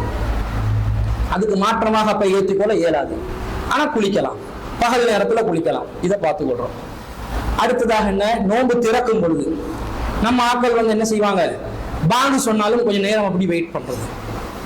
பொம்புல பார்க்கணும் என்ன பண்ணுவாங்க, ஒவ்வொரு குடும்பங்களை நாங்க கண்டிருக்கிறோம். அது பாங்கு இருக்கும், அது சர்பத்தை ஊத்துங்க, இந்த கஞ்சை ஊத்துங்க, அந்த ஈச்சப்பழத்தை இவங்க சர்வ் பண்ணி கொண்டிருக்கிறாங்க. சர்வ் பண்றதை அதானுக்கு முன்பதாக செய்ய, அதானுக்கு முன்பதாக கணவனுக்கே சர்வ் பண்ண கிடைக்காது. செய்ய வரையில மாப்பிள்ள எடுத்து நீங்களே வாய்க்குள்ள போட்டுக்கொள்ள வேண்டியதுதான். ஏனென்றால் ரசூல் ஸல்லல்லாஹு அலைஹி வஸல்லம் சொல்றாங்க, நோன்பு திறப்பதை யார் தாமதப்படுத்துகிறார்களோ அவர்கள் நன்மையில் நீடிக்க மாட்டார்கள். நோன்பு திறப்பதை அவசரப்படுத்த சொல்றாங்க. அதுல என்ன காட்டணும்? நாங்க இபாதத் செய்யறோம், நாங்க அல்லாஹ்வுடைய அடிமை என்றதுதான் இபாதத்துல வெளிப்படுத்தணும். நோன்பு பிடிப்பது நமக்கு கஷ்டம்தான். அல்லாஹ் சொன்ன ஒரே காரணத்துக்காக உண்ணாமல் பருகாமல் ஹலாலான மனைவியை விட்டு விலகி இருக்கிறோம் என்ற உணர்வை காட்டணும். எப்ப பாங்குட அல்லாஹு அக்பர் என்று கேட்குதோ அப்பவே என்ன செஞ்சிடணும், ஈச்சப்பழம் வாய்க்குள்ள போயிடணும், கொட்டையை வெளியே எடுத்துடணும், இல்லாட்டி அங்களே உசுறு போயிட்டுறணும். அப்ப இந்த வேலை அவசரமா செய்யணும். அதுக்காக நோம்பு 6:23 திறக்கணும் என்று இருக்குது, 22 வந்து போனுக்கு ரிங்கிங் டோன்ல அல்லாஹ் அக்பர் வந்துட்டு வாயில போட்டுற கூடாது. அதுல கவனமா இருக்கணும். நீங்க ஒரு சபையில இருந்து நோம்பு திறக்கிறதா இருந்தா ஒருத்தரை வச்சு வாங்க சொல்ல வச்சு தராங்க, அப்ப லேசா இருக்கும். அப்ப உலகம் யாருடைய அதான் மூலமா நாங்க நோம்பு திறக்கணும் என்று அவசரமா திறக்கணும். இது எல்லாத்தையும் பண்ணிட்டு அங்க லா இலாஹ இல்லல்லாஹ் வரும்போது போடுறாங்க பிஸ்மில்லாஹ்னு என்ன செய்யறாங்க, நோம்பு திறக்கிறாங்க. தாமதத்தை காட்டக்கூடாது. இப்ப சில நாடுகள் என்ன பண்றாங்கன்னா பேணுதல் என்ற காரணத்துல ஒரு 5 நிமிஷம் லேட் பண்றாங்க. மக்ரிபுடைய நேரம் என்பது சூரியன் மறையும் நேரம். சூரியன் மறையும் நேரம் 6:20 என்றா அதுதான் மக்ரிப் நேரம். அதாவது அந்த நாங்க பாக்குற அந்த வானமும் கடலும் ஒன்று சேரும் இடமாக ஒரு கோடு விளங்கும் தானே, ஹொரிசான். அந்த கோட்ல இருந்து சூரியன் மறையும் போது வெளிச்சம் இருக்கும். வெளிச்சம் இல்லை நமக்கு மேட்டர், இருட்டாகணும் என்றது மக்ரிபு கூடிய ஒரு அடையாளமே இல்லை. அந்த லைன்ல இருந்து சூரியன் கீழே போன அடுத்த செகண்ட் நோன்பு திறக்கும் நேரம். சில நாடுகள் என்ன பண்றாங்கன்னா அப்படி சூரியன் மறைஞ்சி ஒரு 5 நிமிஷம் லேட்டா நோன்பு திறக்கிறாங்க. கேட்ட பேணுதல், சூரியன் வெளிச்சம் இருக்குது தானே, இன்னும் கொஞ்சம் இருட்டாகட்டுமே, இன்னும் கொஞ்சம் முழுசா சூரியனுடைய இருட்டு போறதா இருந்தா இஷாக்கு தான் நோன்பு திறக்கணும். ஏன்னா சூரியன் வந்து இப்படி அந்த கோடை வைங்களே, இதுதான் சூரியன். இப்ப சூரியன் மறையுது, இப்ப மறைஞ்சிருச்சு, கடைசி இந்த விரங்கல பாருங்க, அதான் சூரியன் மறையுது. அமரஞ்சோன்னு இப்ப நோன்பு திறக்கிற நேரம். ஆனாலும் இந்த சூரியன் மூலமா வீசும் கதிர்கள், ஒளிக்கதிர்கள் வானத்துல இருந்து கொண்டுதான் இருக்கும். அது நல்லவே கீழே போகும் வர காட்டும் அந்த ஒளிக்கதிர்கள் இருக்கும். முழுசா ஒளிக்கதிர் நீங்கிற டைம் தான் இஷாக்குடைய நேரம். கிட்டத்தட்ட 1 hour போல போகும். இதுதான் இஷாக்கு ரசூல் ஸல்லல்லாஹு அலைஹி வஸல்லம் சொன்ன நேரம். அப்ப அந்த 1 hourக்கு போறோட நோன்பு திறக்க வரும். இஷாக்கு தான் நோன்பு திறக்க வரும். சூரியன் மறைந்த உடனே நோன்பு திறங்கள், அவசரமா திறங்க. நீங்க அந்த உங்களுக்கு நோன்பை வந்து சமாளிச்சு கொள்ளணும் என்ற அந்த உணர்வை காட்ட வேணாம். கஷ்டம் தான், அல்லாஹ் சொன்னதுனால கஷ்டப்பட்டு பிடிக்கிறோம் என்ற அடிமைத்தனத்தை வெளிப்படுத்துங்க. அப்ப நீங்க கஞ்சி காய்ச்சறதா இருந்தாலும், சம்சா செய்யறதா இருந்தாலும், கட்டிஸ் செய்யறதா இருந்தாலும், என்ன ஸ்வீட்டோட செஞ்சு வைக்கிறதா இருந்தாலும் எல்லாம் ஒரு நோன்பு திறக்கிறதுக்கு ஒரு அரை மணி நேரத்துக்கு முன்னாடி எல்லாம் ரெடி பண்ணி வச்சிருங்க. அதோட நீங்க போயிட்டு அல்லாஹ்வுடைய நினைவோட அந்த நோன்பு திறக்கிற அந்த சபையில உணவை பார்த்து அல்லாஹ்வுடைய நினைவு வந்து எந்த அளவுக்கு வருமானதுன்னு தெரியல. என்றாலும் அந்த அல்லாஹ்வுடைய நினைவு எடுத்து அல்லது அது எல்லாத்தையும் ரெடி பண்ணிட்டு ஒரு வேறையா ஒரு இடத்துல இருந்தாலும் சரியா டைமுக்கு வந்து ஆஜராகிற மாதிரி செட்டப் பண்ணிக்கோங்க. நோன்பு திறக்கிறதை தாமதப்படுத்துபவர்கள் அந்த நல்வழியில் இல்லை, சமுதாயம் நன்மை பெற்றவர்களாக ஆக மாட்டார்கள் என்று ரசூலுல்லாஹ் சொன்ன அந்த எச்சரிக்கைக்குள்ள வந்துருவோம். அதனால என்ன செய்யணும்? அவசரமா செய்யணும். இறுதியாக நம்ம அதை சிரமப்படுத்திக் கொள்றோம். இந்த ரமலான்ல இரவு தொழுகன்னு தொழுவாங்க பாருங்க. இரவு தொழுகன்னு சொன்னா பொதுவா ரமலான் மாதத்துல நமக்கு தொழுகை கடமையாக்கப்பட்டிருக்குது. ரமலான் அல்லாத காலங்கள்ல எந்த தொழுகை கடமை அது மட்டும்தான். ஆயிஷா ரலியல்லாஹு அன்ஹா கிட்ட கேட்கிறாங்க, ஒரு தாபி ஒருத்தர் கேட்கிறார், கைஃப கானத் ஸலாத்து ரசூலில்லாஹி ஸல்லல்லாஹு அலைஹி வஸல்லம் ஃபீ ரமலான், ரமலான் மாதத்தில் அல்லாஹ்வின் தூதருடைய தொழுகை எவ்வாறு இருந்தது? அப்ப அவங்க சொல்றாங்க, ஆயிஷா நபி சொல்றாங்க, மா கான யஸீது ரசூலுல்லாஹி ஸல்லல்லாஹு அலைஹி வஸல்லம் ஃபீ ரமலான வலா ஃபீ கைரிஹி அலா 11 ரகா. ரசூல் ஸல்லல்லாஹு அலைஹி வஸல்லம் ரமலான் மாதத்திலும் ரமலான் அல்லாத மாதங்களிலும் 11 ரக்காத்துகளுக்கு கூடுதலா தொழுதே இல்லை. அப்ப ரமலான் மாதத்துல தனியா சிறப்பா ஒரு தொழுகை இருக்குதா? இல்ல. ரமலான் மாதத்திலையும் உள்ள தொழுகை இரவு தொழுகலாம், ரமலான் அல்லாத மாதத்தில் உள்ள தொழுகை இரவு தொழுகலாம். ரமலான் அல்லாத மாதத்துல இரவு தொழுகைக்கு நாங்க என்ன சொல்லுவோம்? தஹஜ்ஜுத் தொழுகை என்று சொல்லுவோம், கியாமுல் லைல் என்று சொல்லுவோம், வித்ர் என்று சொல்லுவோம். இதே தொழுகை தான் ரமலான்ல இருக்குது. வித்ர் என்றா இரவு தொழுகையை ஒற்றைப்படையா தொழுவது, தஹஜ்ஜுத் என்றா தூங்கிட்டு எழும்பி தொழுவது, கியாமுல் லைல் நின்று கொண்டு தொழுவது, ஸலாத்துல் லைல் என்றா இரவு தொழுகை. இதை எல்லாமே ஒரே தொழுகையிட பல பேர்கள், ஒரே தொழுகை தான். இரவு தொழுகை என்பது 11 ரக்காத்துகள், ஒற்றைப்படை 11 வருது, ஒற்றைப்படை ஒன்று இரவோட இஷாவுக்கு பிறகிலிருந்து ஆரம்பிக்கலாம், சுபஹ் ரக்காத்தும் தொழலாம், தூங்கி விழிச்சிட்டும் தொழலாம், தூங்குறதுக்கு முன்னாடி பாதி தொழுது தூங்கின பின்னாடி பாதியும் தொழலாம். இதுதான் இரவு தொழுகை. இது மொத்த எண்ணிக்கை என்னது? இன்னொரு செய்தியில வருது, ரசூல் ஸல்லல்லாஹு அலைஹி வஸல்லம் அவர்கள் இஷா தொழுகைக்கு பிறகிலிருந்து சுபஹ் வரைக்கும் 11 ரக்காத் தொழுவார்கள். இன்னொரு செய்தியில வருது, ரசூல் ஸல்லல்லாஹு அலைஹி வஸல்லம் தன்னுடைய மனைவி மைமுனா ரலியல்லாஹு அன்ஹா அவர்களுடைய வீட்டுல 13 ரக்காத்துகள் தொழுதுதான் வருது. அதிகமான எண்ணிக்கை 13 என்று வருது. இந்த 13 தாண்டி இரவு தொழுகை வந்தது கிடையாது. அப்ப ரமலான் மாசத்துலயும் அதே 13 தான், ரமலான் அல்லாத காலங்களையும் அதே 13 தான், ரமலான்ல அதே 11 தான், ரமலான் அல்லாதலையும் அதே 11 தான். நம்ம மக்கள் என்ன பண்றாங்க? கியாமுல் லைல் என்பது தனி தொழுகை, அது 11 ரக்காத்து தான். ஆனா தராவி என்று சொல்லி ரமலான்ல சிறப்பான ஒரு தொழுகை இருக்குது என்று 23 ரக்காத் தொழுறாங்க. தராவி என்று சொன்னா தர்வியத்துன் என்று சொன்ன ஓய்வு எடுப்பது.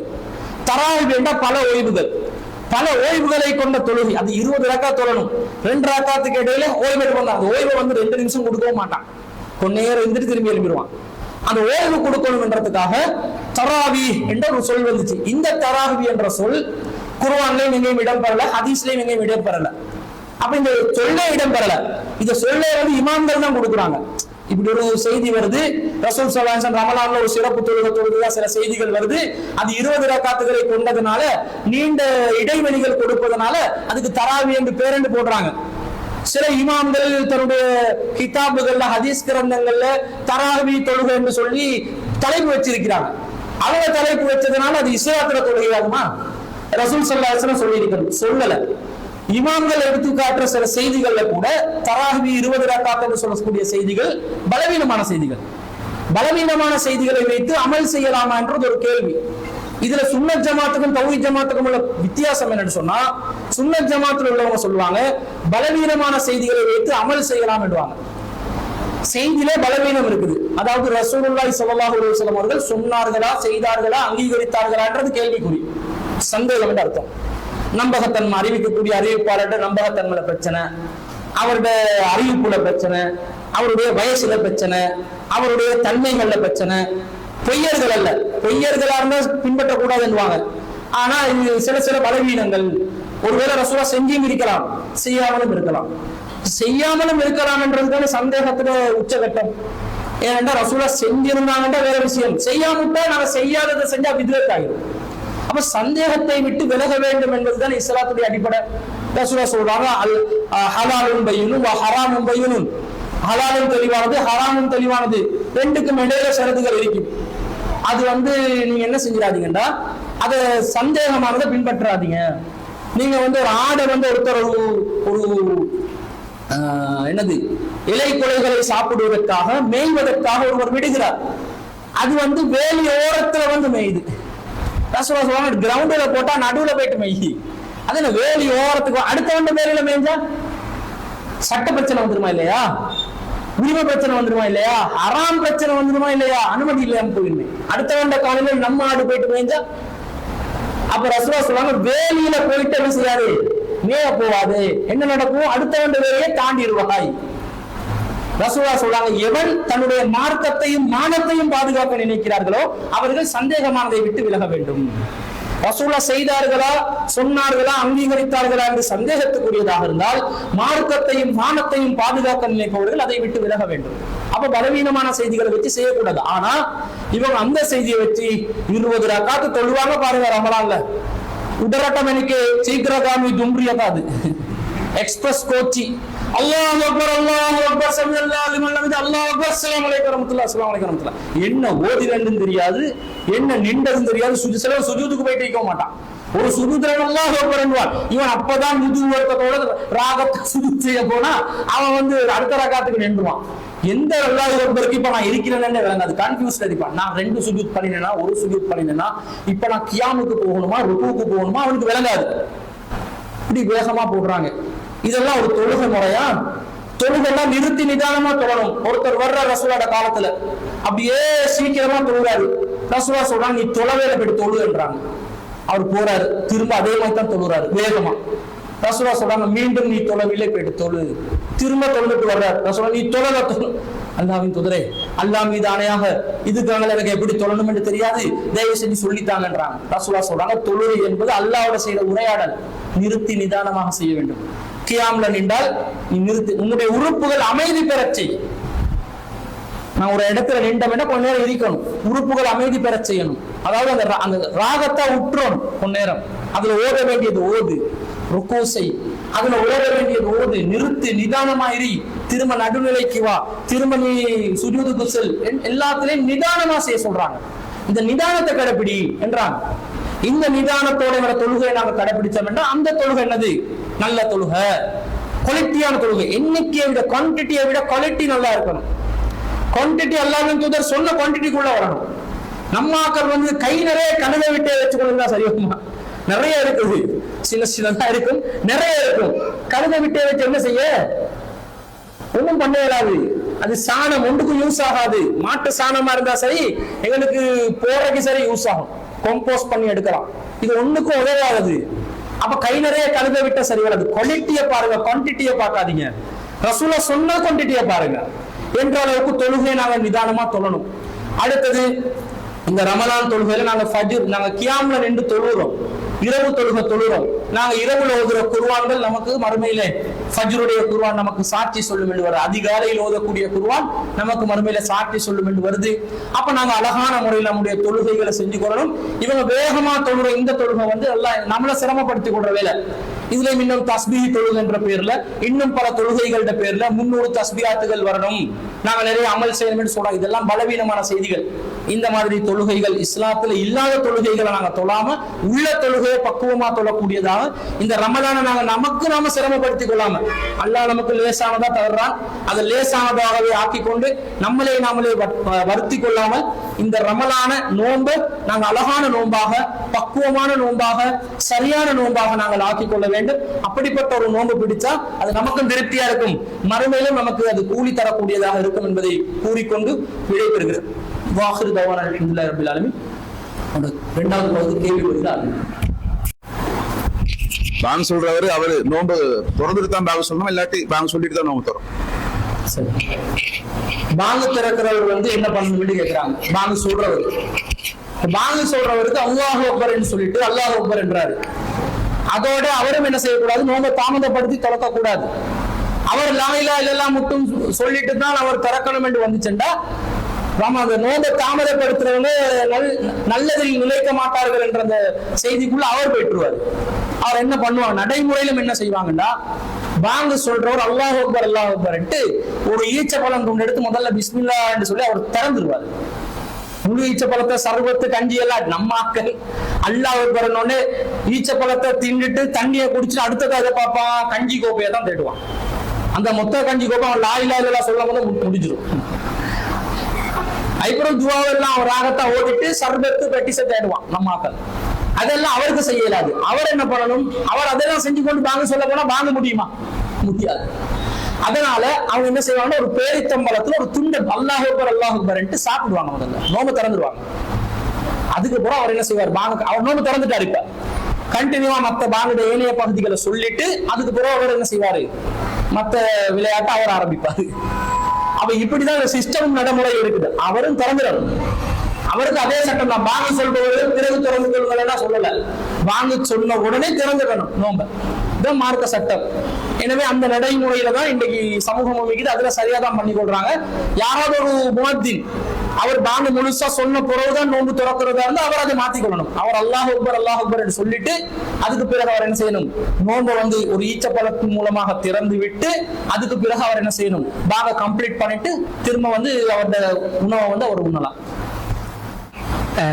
பிறைசா பார்க்குற சம்பந்தமா எங்களோட பகுதிகளில் இருக்கக்கூடிய ஆக்கள் தான் பிறைய பார்த்து கொள்ளணும். அந்த எங்களோட பகுதி என்ற அந்த எல்லை நிர்ணயம் எதன் அடிப்படையில தாவுதுன்ற ஒரு அதாவது என்ன கேட்கிறாங்கன்னா, பிறை பார்த்து தான் நாங்க நோன்பு பிடிக்கணும், பிறை பார்த்து தான் நோன்பு விடணும். ரசூல் அப்படிதான் சொல்றாங்க. சூமு லிருயதிஹி வ அஃப்திரு லிருயா. நீங்க பிறைய பார்த்து நோன்பு பிடிங்க, பிறைய பார்த்து நோன்பு விடுங்கன்றாங்க. அப்ப மேகமூட்டம் உங்களுக்கு ஏற்பட்ட மாசத்தை 30 தீர்மானிங்கன்றாங்க. விளங்காம போச்சுன்னா 30 ஆக்குங்க அப்படின்றாங்க. இதான் சட்டம். இப்ப பிறைய பார்க்கறதுல பிறைய பாருங்கன்ட்டாங்க, நீங்கள்ட்டாங்க. இந்த நீங்கள் உலக முஸ்லிம்கள் அனைவருக்கும் நீங்களா அல்லது ஒவ்வொரு பகுதியை குறிக்கிற நீங்களா என்றுதான் கேள்வி. நீங்கள்ட்டாங்க. சூமு நீங்கள் நோம்பு பிடியுங்கள், லிருயதி அந்த பிறை பார்த்ததின் அடிப்படையில நோம்பு பிடிங்கன்றாங்க.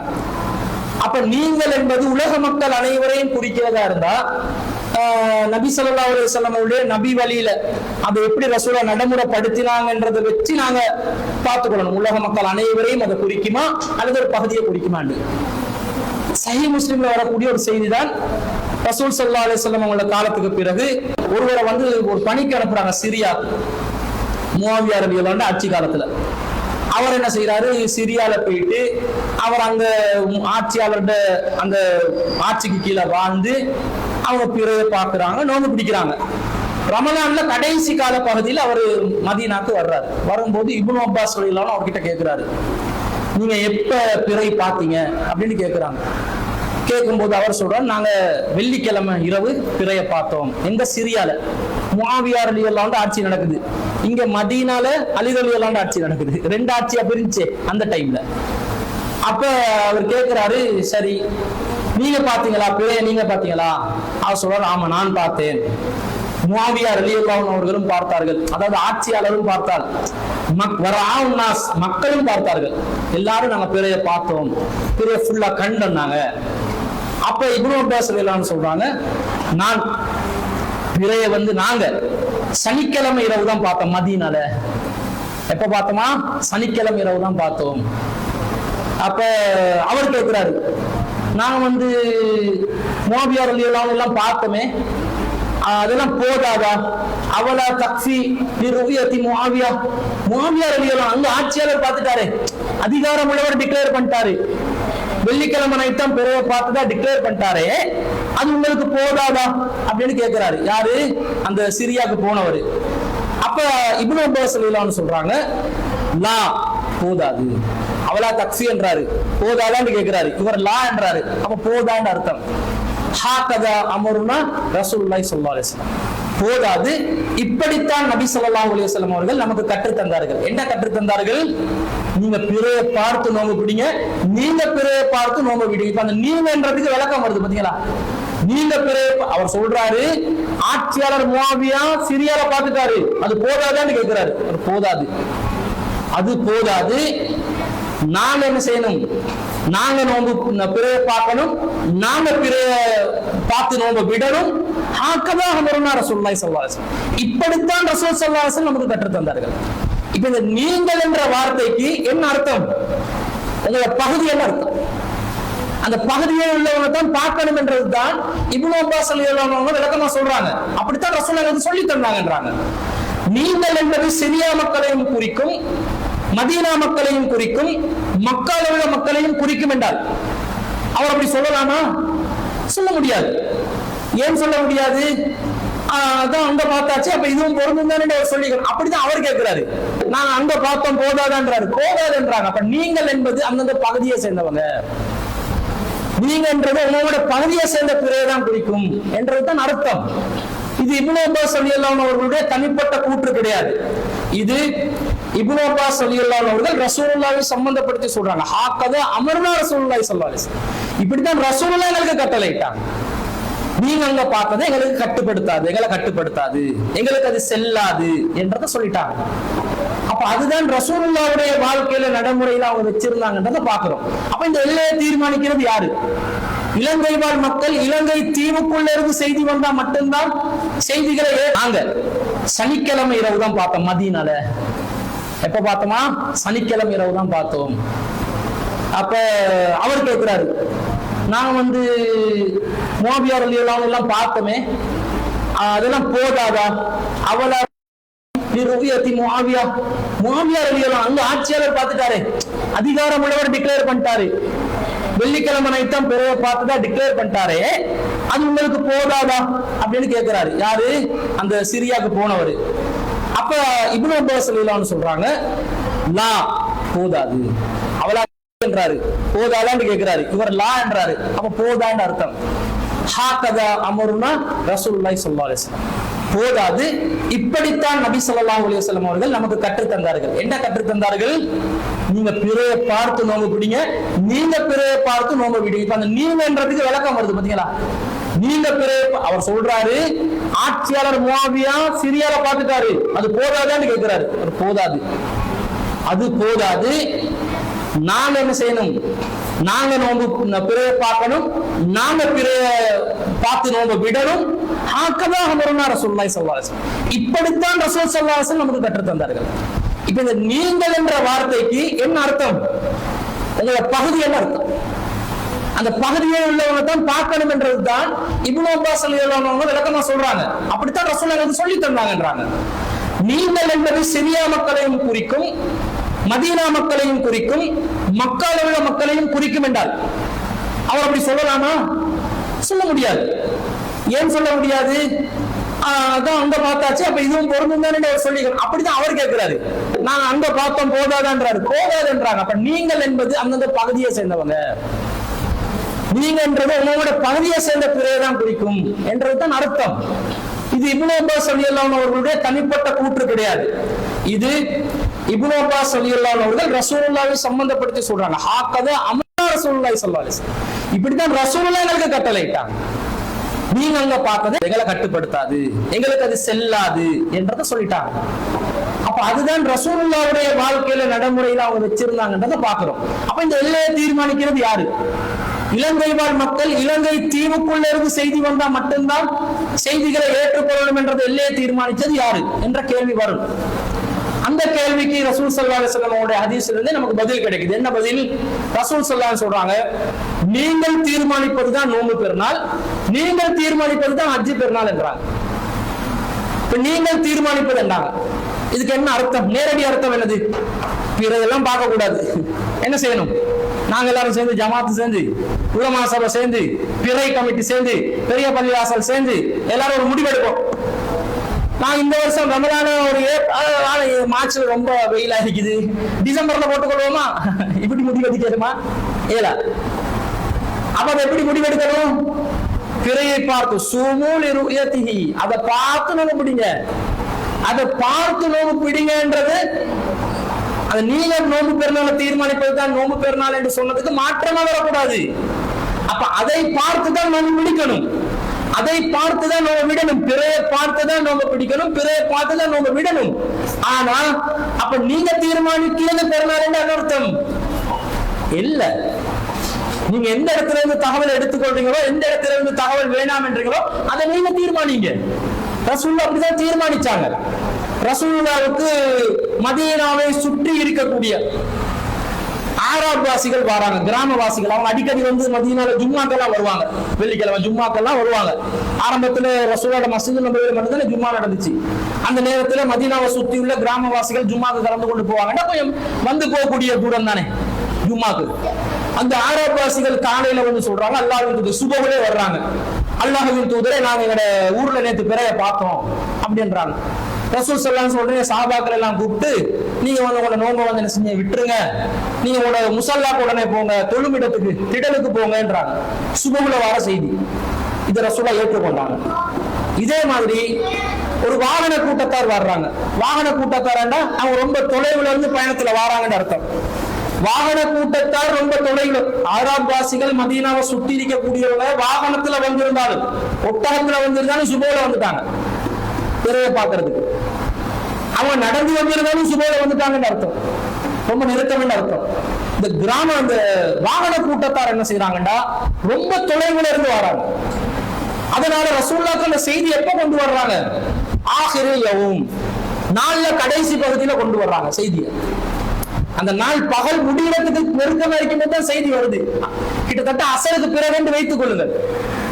ஒரு நாள்ல இறுதி பகுதி அது அசர் தானே, ஒரு நாள்ல இறுதி பகுதியில வர்றாங்க. அப்ப அசர் மாதிரி ஒரு நேரத்துல வர்றாங்க, வந்து சொல்றாங்க நேத்து நாங்க பிறைய பார்த்தோம்ன்றாங்க. ரசூல் ஸல்லல்லாஹு அலைஹி வஸல்லம் சொன்னாங்க, ஃபஅமரஹும் அய்யுஃப்திரு, ரசூல் அமரஹும் அவர்களுக்கு கட்டளையிட்டார்கள், அய்யுஃப்திரு நோன்பை விடுமாறும், வஅய்யஹ்ருஜு இலா முஸல்லாஹும் கதின் அவர்களுடைய பெருநாள் திடலுக்கு நாளை தினம் செல்லுமாறும் கட்டளையிட்டார், அவர்களுக்கு கட்டளையிட்டார்கள்.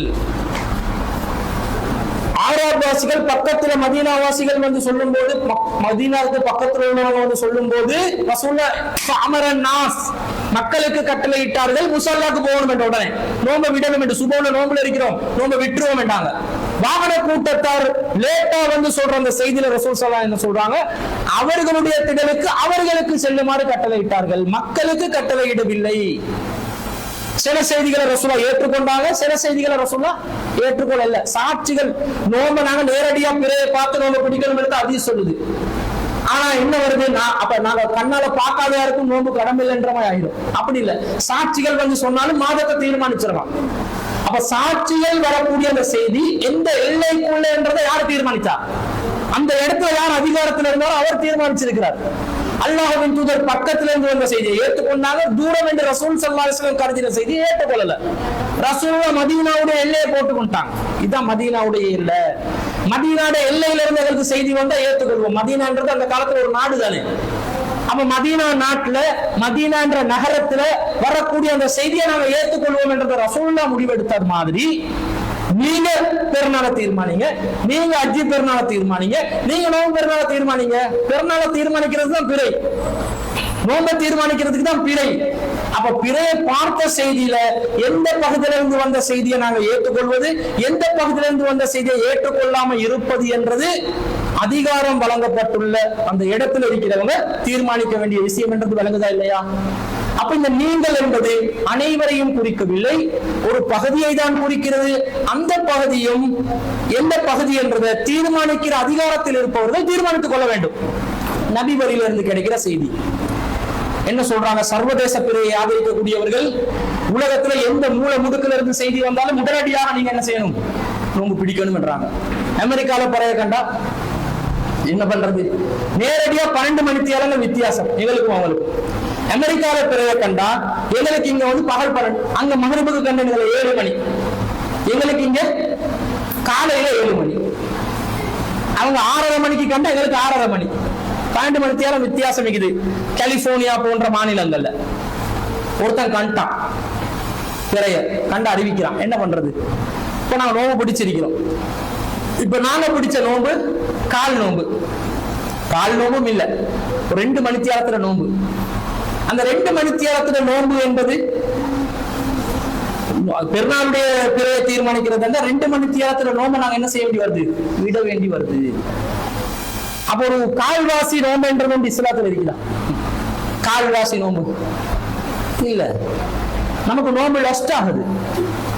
அதே மாதிரி நாங்க ஒரு நோம்பு பிறை பார்த்த ரமலான் மாத்திர பிறை பார்க்கிற செய்தி வருது, அதே அமெரிக்கால இருந்து பிறை பார்த்த செய்தி வந்தா நாங்க வெள்ளக்காட்டிலும் சுபவை தொடர்ந்துட்டு நல்ல வண்டாப்பம் குண்டாப்பம் அங்கிட்டு இந்த என்னது ஷோர்ட் ஹீட்ஸ் எல்லாம் வெள்ளக்காட்டில் அடிச்சுட்டு வந்து வீட்டுல வைக்க போல 7 மணிக்கு நோம்பு வருது. சுபவை தாண்டி என்ன நோம்பு? அப்ப நான் பிடிக்கிற நோம்பு கம்ப்ளீட்டான நோம்பாகுமா? 14 மணித்தியாலம் பிடிக்க வேண்டிய நோம்பு நான் 12 மணித்தியாலம் தானே பிடிக்க வருது. அப்ப முக்கால் நோம்பாகுது. ஒரு இடத்துல நோம்பு பாலா போகுது, இன்னொரு இடத்துல கம்ப்ளீட் ஆகுது. இல்ல எங்க இருந்து வந்தாலும் செய்தி ஏற்றுக்கொள்ளணும் என்ற நோம்புல பாதிப்பு வருது. எப்ப எங்களை இபாதத்துல பாதிப்பு வருதோ அப்ப அந்த நிலைப்பாடு சரியா இல்லையான்னு பாக்கணும். நான் தேடி பார்க்கணுமா இல்லையா? பார்க்கணும். அப்ப நீங்க எல்லையை வகுக்கும் போது உங்களோட இபாதத்துக்கு உங்களோட நோம்புக்கு பாதிப்பு ஏற்படுத்தாத, உங்களோட நோம்ப கால் நோம்பு முக்கால் நோம்பு ஆக்காத அந்த எல்லை என்றதை பார்த்து எல்லையை தீர்மானிங்க. எல்லை ஸ்ரீலங்கா மட்டும்தானு நான் சொல்லல, இந்தியாவையும் சேர்த்து நீங்க எடுத்துக்கொள்றதா இருந்தா நீங்க மசூரா பண்ணி அதே நிலைப்பாடாக மக்களுக்கு அறிவிச்சு கண்டினியூ பண்ணணும். ஆனா இந்தியா இப்ப கடல் தாண்டி இருக்கிறதுனால நம்ம தீவுக்குள்ள வரக்கூடிய செய்திகள் எங்களுக்கு கம்ப்ளீட்டா கிடைக்குது. இந்தியா விசாலமான நாடு, அவங்களுக்கே உள்நாட்டு பிறை செய்திகள் குழப்பத்துல கிடைக்கக்கூடிய நிலையில நம்ம ஸ்ரீலங்காலேயே பிறை கிடைக்கிறது செய்திகள் குழப்பி தான் தர்றாங்க. இந்த நிலையில தற்போது நாங்கள் தீர்மானித்துள்ளது இலங்கை பகுதியை நம்முடைய எல்லையா வச்சிருக்கிறோம். இலங்கைக்குள்ள இருந்து எங்க இருந்து செய்தி வந்தாலும் எடுப்போம். வேண்டாம், எங்களுக்கு பெரிய அளவுல மணித்தியால வித்தியாசங்கள் எல்லாம் இல்ல. ஒரு 5 நிமிஷம் தான் கிழக்கு மாகாணத்துக்கும் மேல் மாகாணத்துக்கும் வித்தியாசம். பெரிய ஒரு பாதிப்பு ஏற்படுத்தல. அதனால இலங்கை இல்லையா போட்டிக்கிறோம். நாளைக்கு இலங்கையும் இந்தியாவும் ஒரு நாடு ஆகிச்சண்டா ஒரு பேச்சுக்கு. அப்ப அது ஒரு மொத்த நாடு என்று வரும்போது அந்த கம்யூனிகேஷன் அந்த இந்தியாவுக்குள்ள இலங்கை என்ற 2 நாடும் சேர்ந்து அந்த மெசேஜ் எடுக்கிற அந்த சிஸ்டத்தை சரியா பேசி முடிவெடுத்தாங்க அதிகாரம் உள்ளவங்க. அந்த நேரத்தில் அதே இல்லையாக ஆகலாம். இது நிறைய கடல் தாண்டின நாடுகளை விட போர்டருக்கு பக்கத்துல உள்ள நாடுகளுக்கு தான் இந்த வித்தியாசம் வரும். யூகே போன்ற நாடுகள்ல பிறை பார்க்கறதுக்கு ஒரு குழு இப்ப இயங்குறாங்க. ஆரம்பத்துல சில குழுக்கள் இயங்காம சவுதியில பிறையை வச்சே தீர்மானிப்பாங்க. ஏண்டா அவங்களுக்கு பிறை ஒழுங்கா தென்படுறது இல்ல, வருஷத்துல 10 மாசத்துக்கு மேகமூட்டம் வேண்டுவாங்க.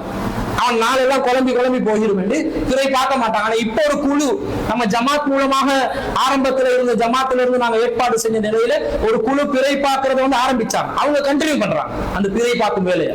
அதனால அவங்க என்ன செய்வாங்க, அவங்களும் பிறை பார்க்கிற வேலையை கண்டினியூ பண்ணி அவங்க யூகேன்ற நாடுக்குள்ள இருந்தே அந்த பிறையை தீர்மானிக்கிறாங்க.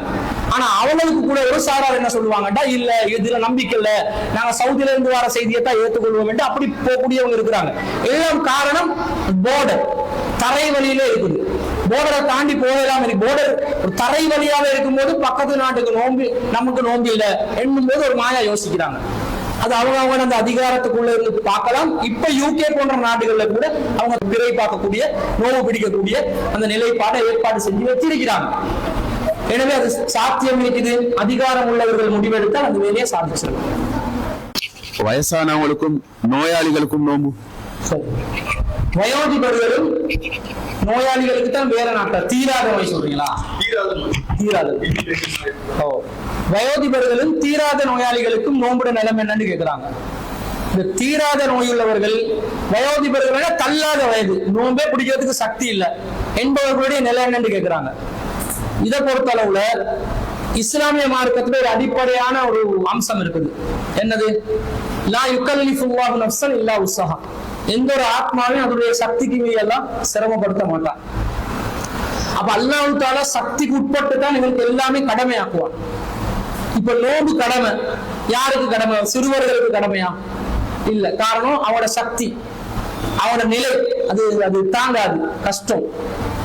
நோம்பு கடமையான சக்தி உள்ளவர்கள்லயே தற்காலிகமான நோய் உள்ளவங்களுக்கு கூட நோய் உள்ள நிலையில பிடிச்சிடாதீங்க, அதுக்கு பதிலா வேற நாள்ல கலா செய்யுங்க.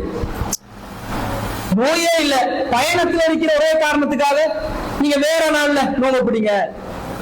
மன்கான மரீலன் அவ் அலா சஃபரின் ஃபஇத்தத்தும் மின் அய்யாமின் உஹர். உங்கள பயணிகளா இருக்கிறவங்க நோயாளிகளா இருக்கிறவங்க வேற நாள்ல கலா செய்யுங்கன்றான்லாம். அப்ப சக்தி உள்ளவர்கள்ல ஒரு தற்காலிகமான பலவீனம் உள்ளவர்களுக்கே வேற நாள் என்றதை சலுகை கொடுக்குறான். தீராத நோய் உள்ளவங்களோட நிலை அவங்களுக்கு வேற நாள் என்றது ஒன்று இருக்குமா? இன்னைக்கு தீராத நோய் நாளைக்கு இன்னும் தீராது. ஏன் வயசு நாள் அடைய அடைய அடைய அடைய அவங்களோட உடல்நிலை சக்தி மீறிக்கொண்டே போகுது, சிரமம். அதே மாதிரி வயோதிபர்கள் தள்ளாத வயதுல இருக்கிறவங்களுக்கு விவரம் பத்தல, அவங்களுக்கு என்ன செய்யறேன்னு தெரியல, ரொம்ப அவங்களோட உயிர் வாழ்றது ஜீவிக்கிறதே ரொம்ப கஷ்டமான நிலையில நீ நோம்பு பிடிச்சி பட்டினியில கிடாண்டா அவன் செத்து போன்னு சொல்றேன்னு அர்த்தம். செத்து போ இப்படி என்று சொல்ற மாதிரி இருக்கிறது. இப்ப மார்க்கம் அவங்களுக்கு கடமையாக்குமா?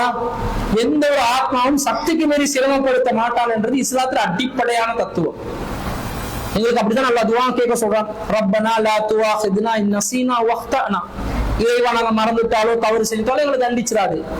ரப்பனா வலா தஹ்மில் அலைனா இஸ்ரன் கமா அமல்து அலல்லதீன மின் கப்லினா. எங்களுக்கு முன் சென்றவர்கள் மீது சுமத்தியதை போன்று சிரமத்தை நம் மீது சுமத்தி விடாது.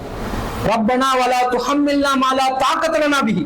எங்களுக்கு தாக்கத் இல்லாத சக்தி இல்லாத எதையும் எங்கள் மேல சுமத்தி விடாது என்று துஆ கேளுங்கன்றான் அல்லாஹ்.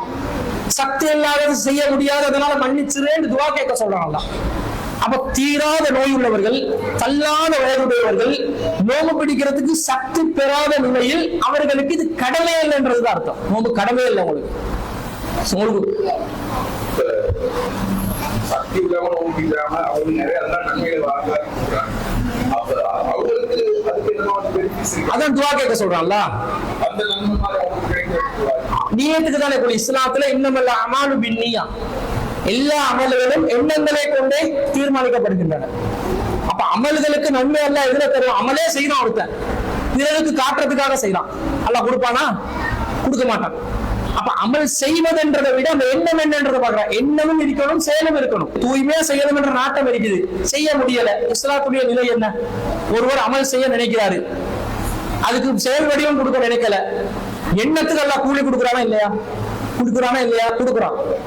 இதுதான் வாய்ப்பு, இதுதான் சான்ஸ். இனிமேல் வந்து நோம்புல இருந்து ரிலீஸ் இருந்தா அவங்களுக்கு எல்லாம் அந்த நன்மையை கொடுக்க மாட்டான். அந்த மைண்ட் இருக்குது, ஆனா முடியல, செய்ய முடியல. அதனால இறைவா என்ன தண்டிச்சிடாதே, எனக்கு வந்து நீ சிரமத்தை தந்துராதே, என்ன மன்னிச்சிரேண்டு அந்த துஆல வஃபுஅன்னா வஃபிர் லனா வர்ஹம்னா. இறைவா என்னுடைய பாவங்களை அலட்சியப்படுத்துகளை மன்னிச்சிரு, எங்களுக்கு அருள் புரி. ஃபன்சுர்னா அலல் கௌமில் காஃபிரின். காஃபிர்களுக்கு எதிராக எங்களுக்கு உதவி செய் என்று துஆ கேட்கவும் சொல்றாங்க.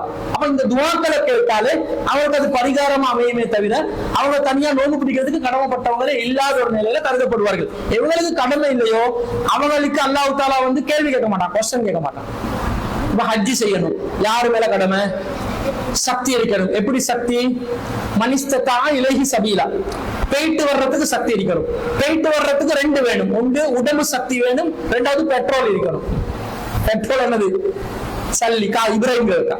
இந்த இப்ராஹிம் காக்கும் சரியா இருக்கணும், உடம்பு சக்தியும் இருக்கணும், காசு பணம் உடல் சக்தி ரெண்டும் இருந்தா தான் கடமை.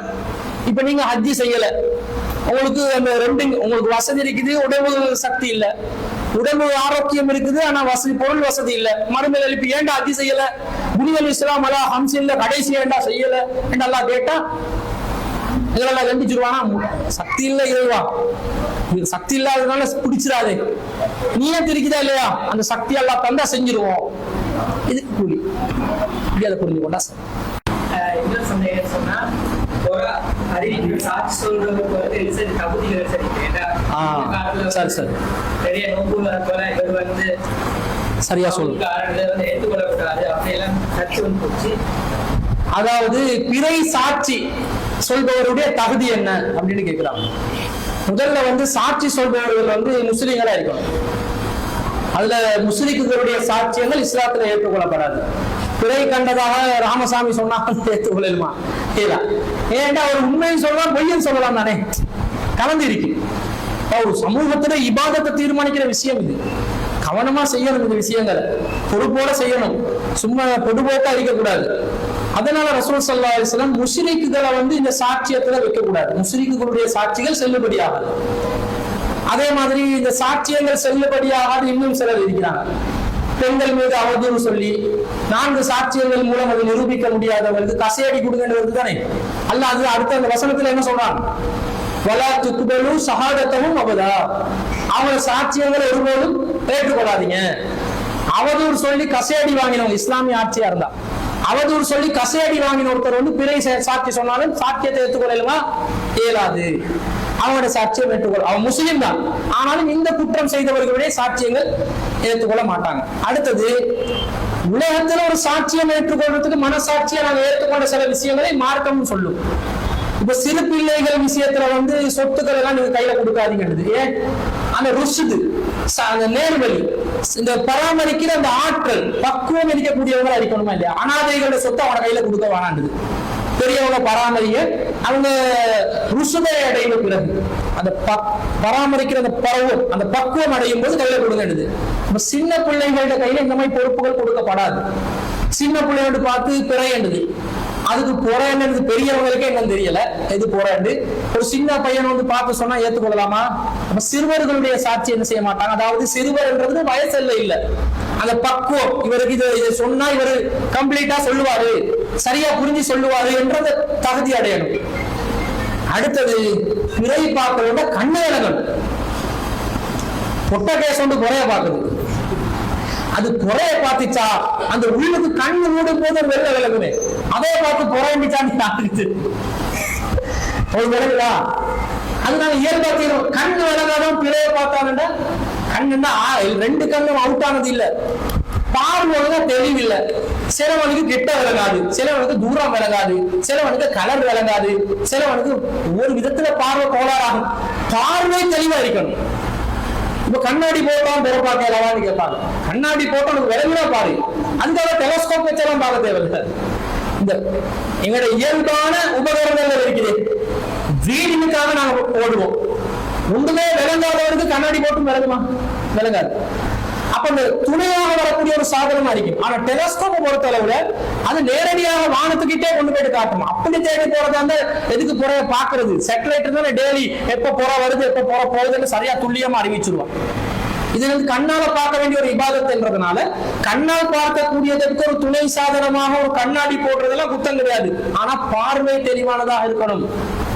பைத்தியம் புற பாக்குது, கேட்டுக்கொள்வீங்களா?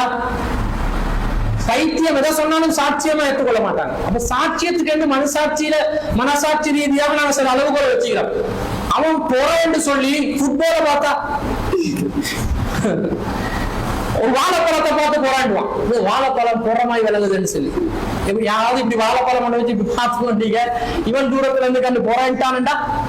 பைத்தியங்கள் அவனுக்கு விலகாது. பொருட்களை துல்லியமாக அறியக்கூடிய ஆற்றல் இல்லாதவர்கள் இவங்க பார்த்தாலும் ஏற்றுக்கொள்ளக்கூடாது.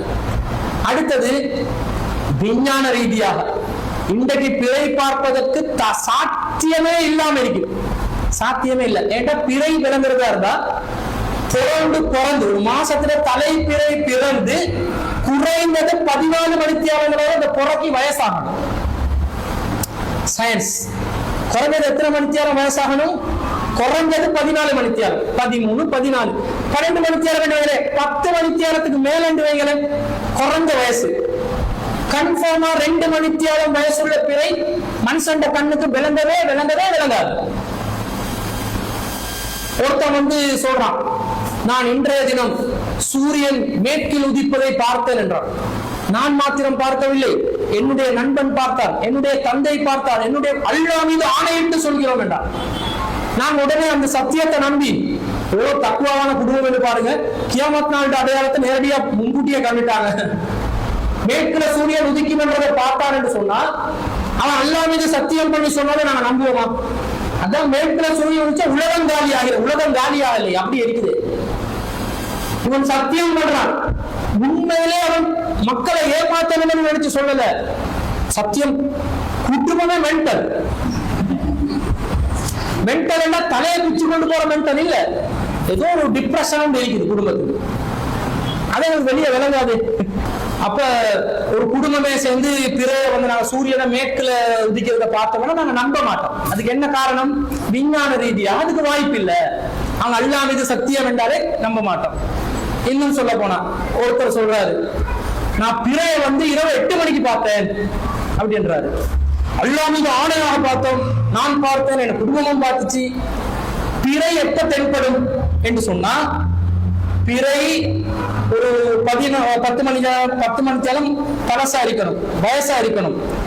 அதே நேரத்துல பிறை சூரியன் மறைஞ்சதுக்கு பிறகுதான் மறைய வேண்டும். அதே மாதிரி அந்த சூரியன் மறைஞ்சதுக்கு ஒரு 20 நிமிஷத்துக்கு போல பிறகுதான் பிறை மறையவும் வேண்டும். சூரியன் மறையறதுக்கு முன்னாடியே புற மறைஞ்சா சூரியன் வெளிச்சம் இருக்கிறதுனால புறங்களுக்கு வானத்துல விலகுமா? சூரியன் மறைவதற்கு முன்னாடியே பிற மறந்துருச்சு. சூரியன் இருக்கும் போது புற வந்து வானத்துல இருந்தாலும் அது சின்ன மெல்லிசான ஒரு பிறை என்றதுனால, தலைப்பிறை மெல்லிசு தானே, சூரிய கதிர்கள் வானத்துல இருக்கிறதுனால புற விளங்காது வானத்துல. அப்ப மறைஞ்சதுக்கு முன்னாடி, சூரியன் மறைகிறதுக்கு முன்னாடி புற மறைஞ்சிருந்தால் சூரியன் வானத்துல இருந்ததுனால அந்த தலைப்பிற வானத்துல இருந்தாலும் புறங்களுக்கு என்ன செஞ்சிக்காது, சூரியன் வெளிச்சத்தால விளங்கிக்காது. அப்ப சூரியன் மறைஞ்ச பிறகுதான் பிறை மறையவும் வேணும். சூரியன் மறைஞ்ச உடனே மறைஞ்சா, சூரியன் மறைகிறது 6:20க்கு, புற வந்து 6:20.2 செகண்ட்ல மறையுது வைங்களே. அப்படி எல்லாம் நடக்கும். ஒவ்வொரு டான்ஸ்ல ஒவ்வொரு விதமா நடக்கும். சூரியன் மறைஞ்ச ஒரு 2 செகண்ட்ல புற மறையுது. சூரியன் மறைஞ்சு 2 செகண்ட் வானத்துல பிற இருந்துச்சு, ஆனா எனக்கு விளங்குறதுக்குள்ள அந்த கேப் போயிட்டுருச்சு. அப்ப சூரியன் மறைஞ்ச பிறகு பிறை மறையவும் வேண்டும்.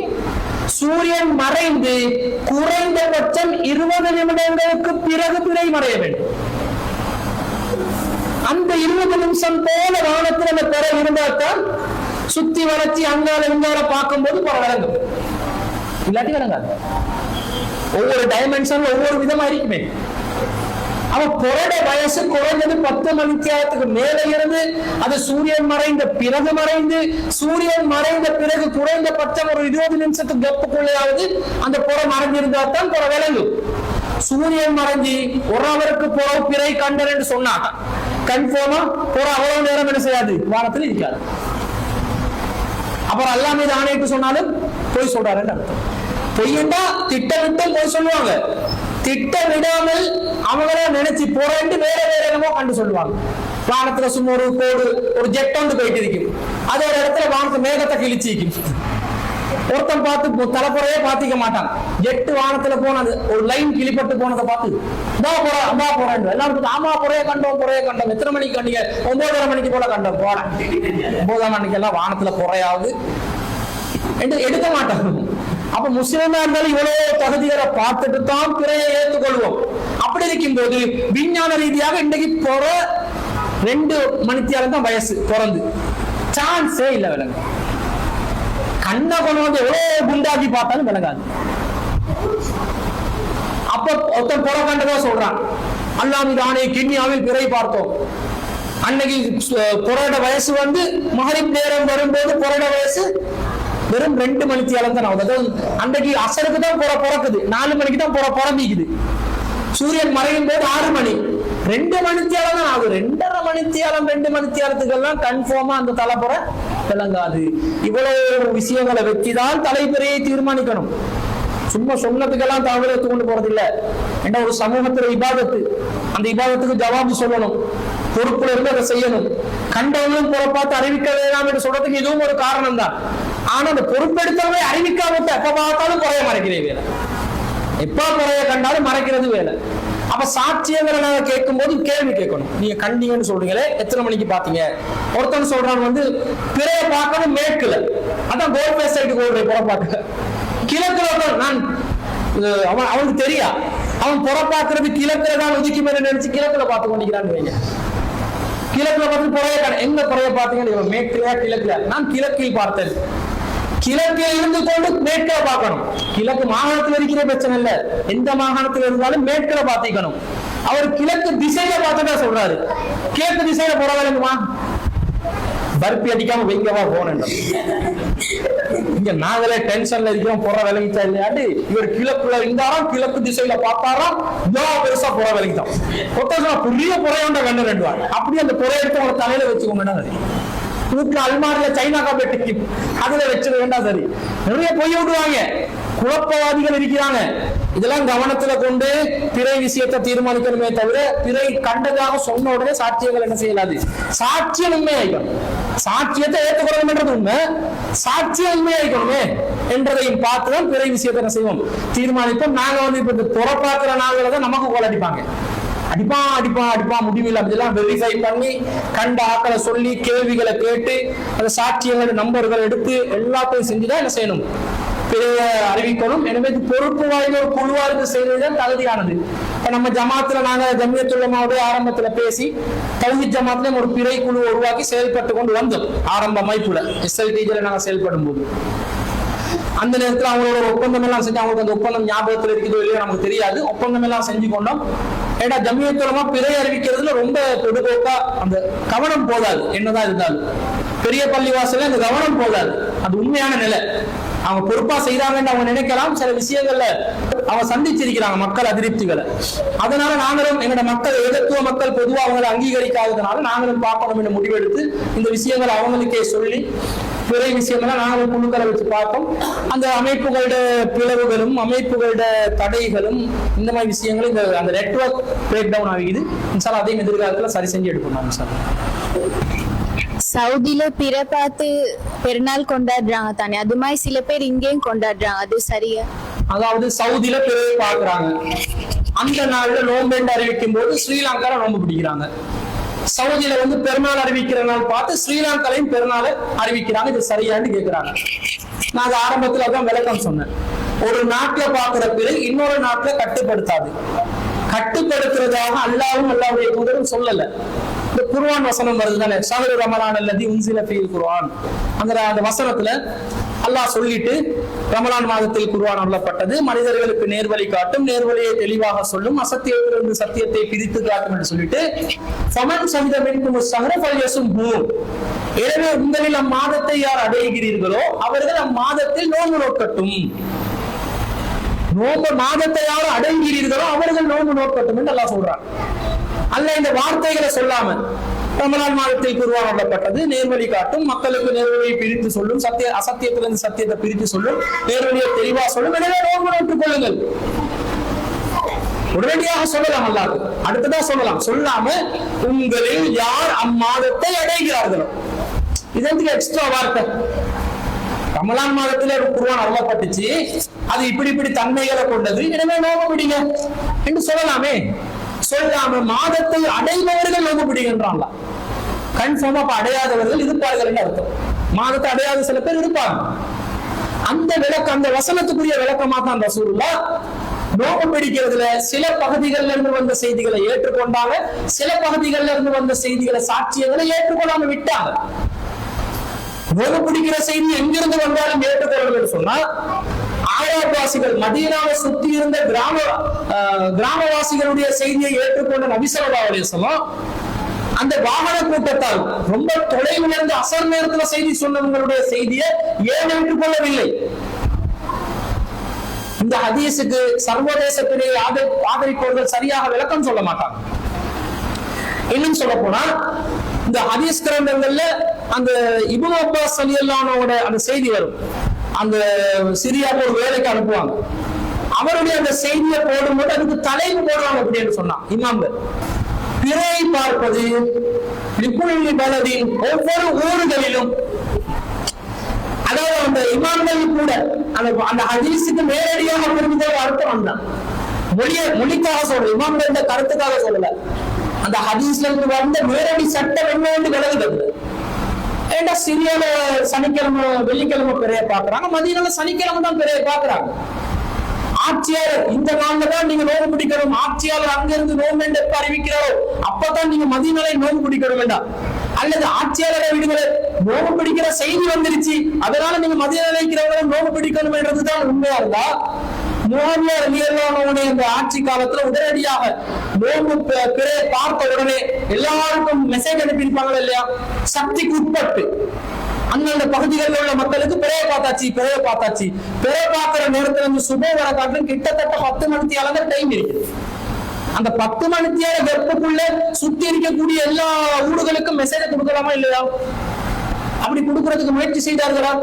இல்லாததுனால தானே அவங்களுக்கு வெள்ளிக்கிழமையும் இவங்களுக்கு சனிக்கிழமையும் பெற தென்பட்டுச்சு. ஆனா சிரியால வெள்ளிக்கிழமை பெற காண்றாங்க, மதியம் சனிக்கிழமையும் கண்டாங்க. மெசேஜ் வராததுனால, மெசேஜ் எப்ப வருது? ரமலான் கடைசியில. இந்த மெசேஜ் சொல்றதுக்காக அவர் வந்தாரு, சொல்றதுக்காக வரல. அவர் மதீனாக்கு வராரு, வேலை முடிஞ்சு. இப்னு அப்பாஸ் ரலியல்லாஹு அன்ஹு தான் மெனக்கெட்டு கேள்வி கேட்கிறாங்க. நீங்க எப்ப பாத்தீங்கன்னா இவங்க மதீனால தான் கேள்வியா கேட்கிறாரு, அவர் செய்தி சொல்லவே வரல. விளங்கிச்சு அவங்களுக்கு. இது ஒண்ணு. ரசூல் ஸல்லல்லாஹு அலைஹி வஸல்லம் சாரி ஹஜ்ஜி பெருநாள் எடுக்கிறேன், நோன்பு பெருநாள் தானே உடனடி செய்தி சொல்லணும். ஹஜ்ஜி பெருநாள் எடுத்தா ஹஜ்ஜி பெருநாள் பெருநாள் துல்ஹஜ் மாசம் 10ஆம் திகதி. பெருநாளை கண்ட நாள்ல இருந்து துல்ஹஜ் மாசம் 10ஆம் திகதி வரைக்கும் கிட்டத்தட்ட 10 நாள் 9 நாள் டைம் இருக்குதா இல்லையா பெருநாள் செய்தி சொல்ல. ரசூலுல்லாஹ் மதீனால இருந்தாங்க. ஹஜ்ஜிக்கு மக்கள் என்ன கூடுவாங்க?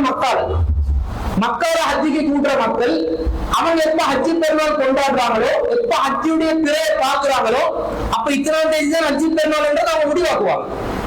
ஏன்னா பிறையை பார்த்ததுல இருந்து 10வது நாள் தான் பெருநாள். அப்ப அவங்க பிறையை பார்த்த நேரத்துல இருந்து மதீனாவுக்கு செய்தி அனுப்பியிருக்கணுமா இல்லையா? இந்த பிறையை பார்த்துட்டோம், நீங்க மதீனாவை துல்ஹஜ் மாசம் ஆரம்பிச்சிருச்சு, 10ஆம் தேதி பெருநாள் இத்தனாம் தேதி வச்சுக்கோங்கன்னு மெசேஜ் கொடுத்திருக்கணுமா இல்லையா? கொடுத்திருக்கணும். ரசூல் ஸல்லல்லாஹு அலைஹி வஸல்லம் சரி ஆட்சியாளர் என்ற வகையில மதீனாவில் ஒருவரை வைத்து எப்ப அவங்களுக்கு பெருநாள் என்ற செய்தியை எடுத்து வாங்க ஆள் அனுப்பிக்கணுமா இல்லையா? ஆள் அனுப்பியிருக்கணும். அனுப்பல, தேவையில்லை. அது எதுக்கு தேவை?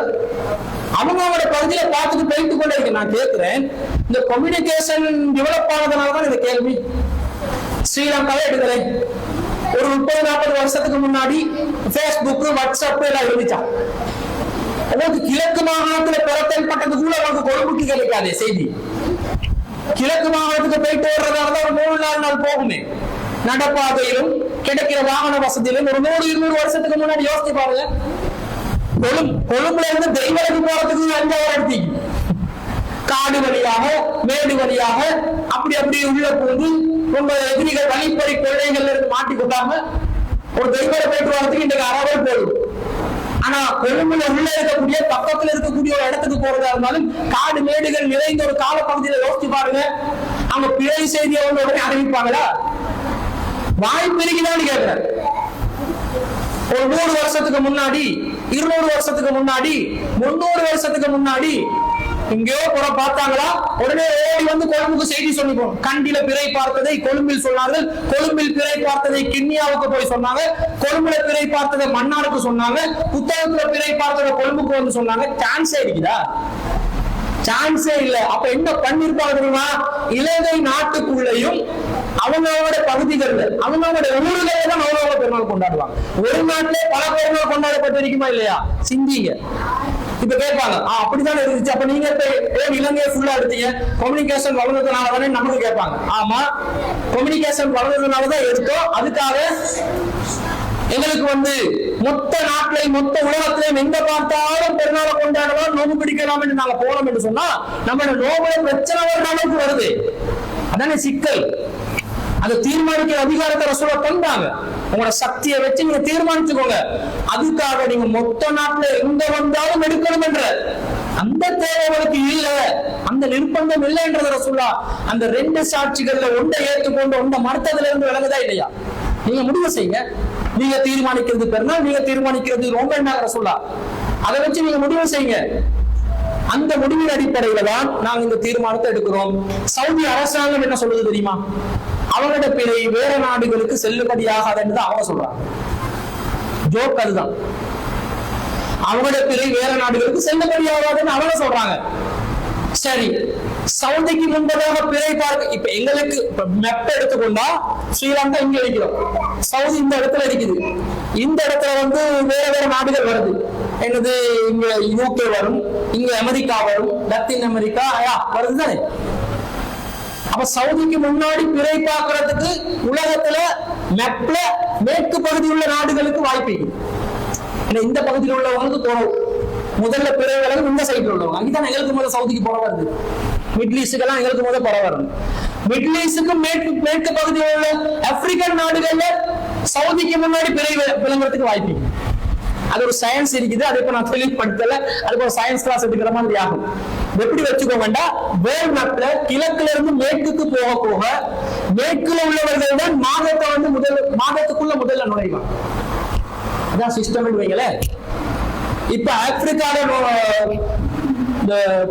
லெபனான்ல பிறை பார்க்கறான் ரெண்டு வைங்க, பாலஸ்தீனத்துல பிறை பார்க்கறாங்க ரெண்டு வைங்க வச்சு நான் பிறை கண்டுட்டோம் அறிவிக்கிறாங்க. சவுதி ஏற்றுக்கொள்வானா?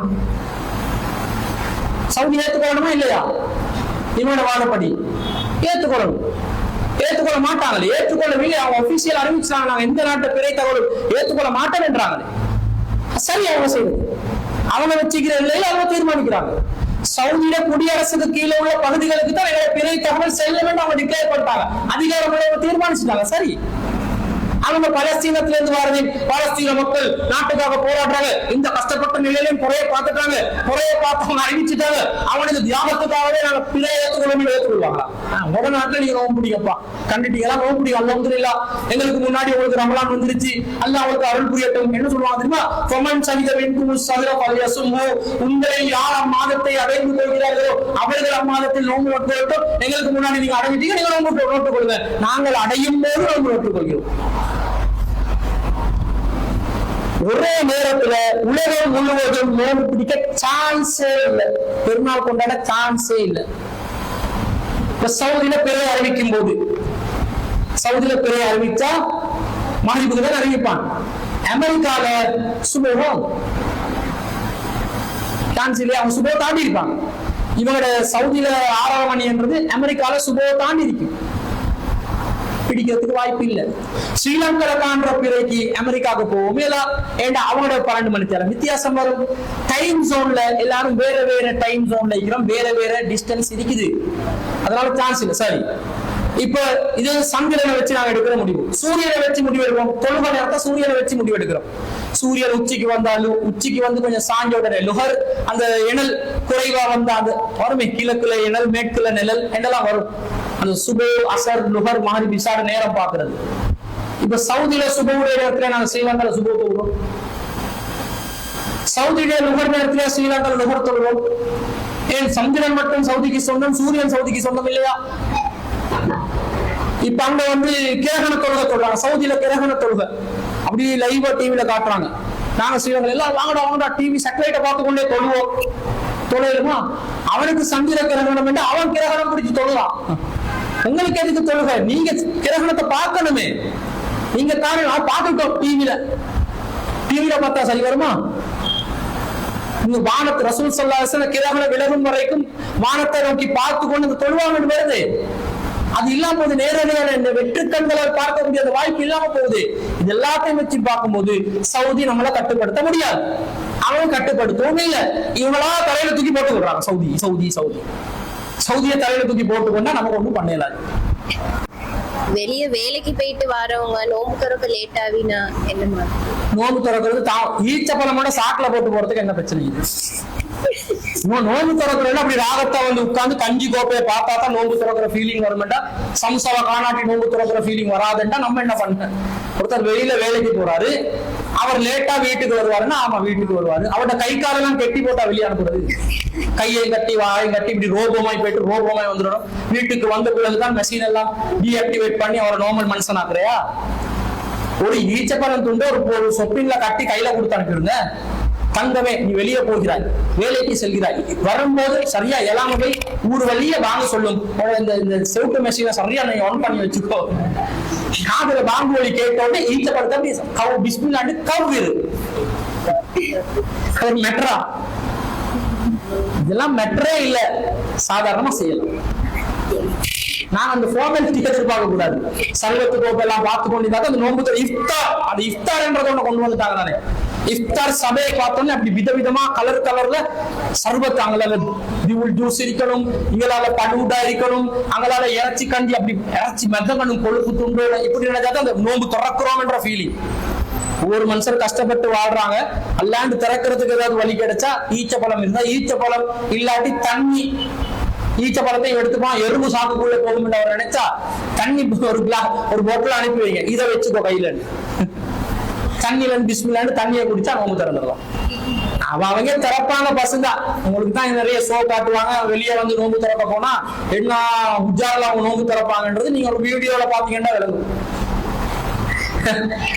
இவங்க இன்னைக்கு நம்மளோட இல்லாட்டி நோம்பு திறப்பது கஷ்டப்படுவாங்க. நம்மளோட கணவர் வந்து நீங்க வந்து வீட்டுல வந்து நீங்க உங்களை நான் கவனிக்கிறேன் அப்படின்னு நினைக்கிறாங்க.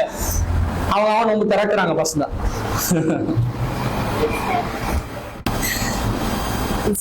பெண்களுக்கு வந்து நோன்பு கலா செய்யப்பட வேண்டிய கடமைகளுக்கு தானே, அந்த நோம்பும் கலா செய்யப்படாட்டி வேற என்ன வழி? கலா செய்யத்தான் வேணும். கலா செய்வது இல்லாட்டி அவங்களுக்கு வந்து அது கடன் ஆகும். அவங்களோட நோன்பு கடன் ஆகிடும்.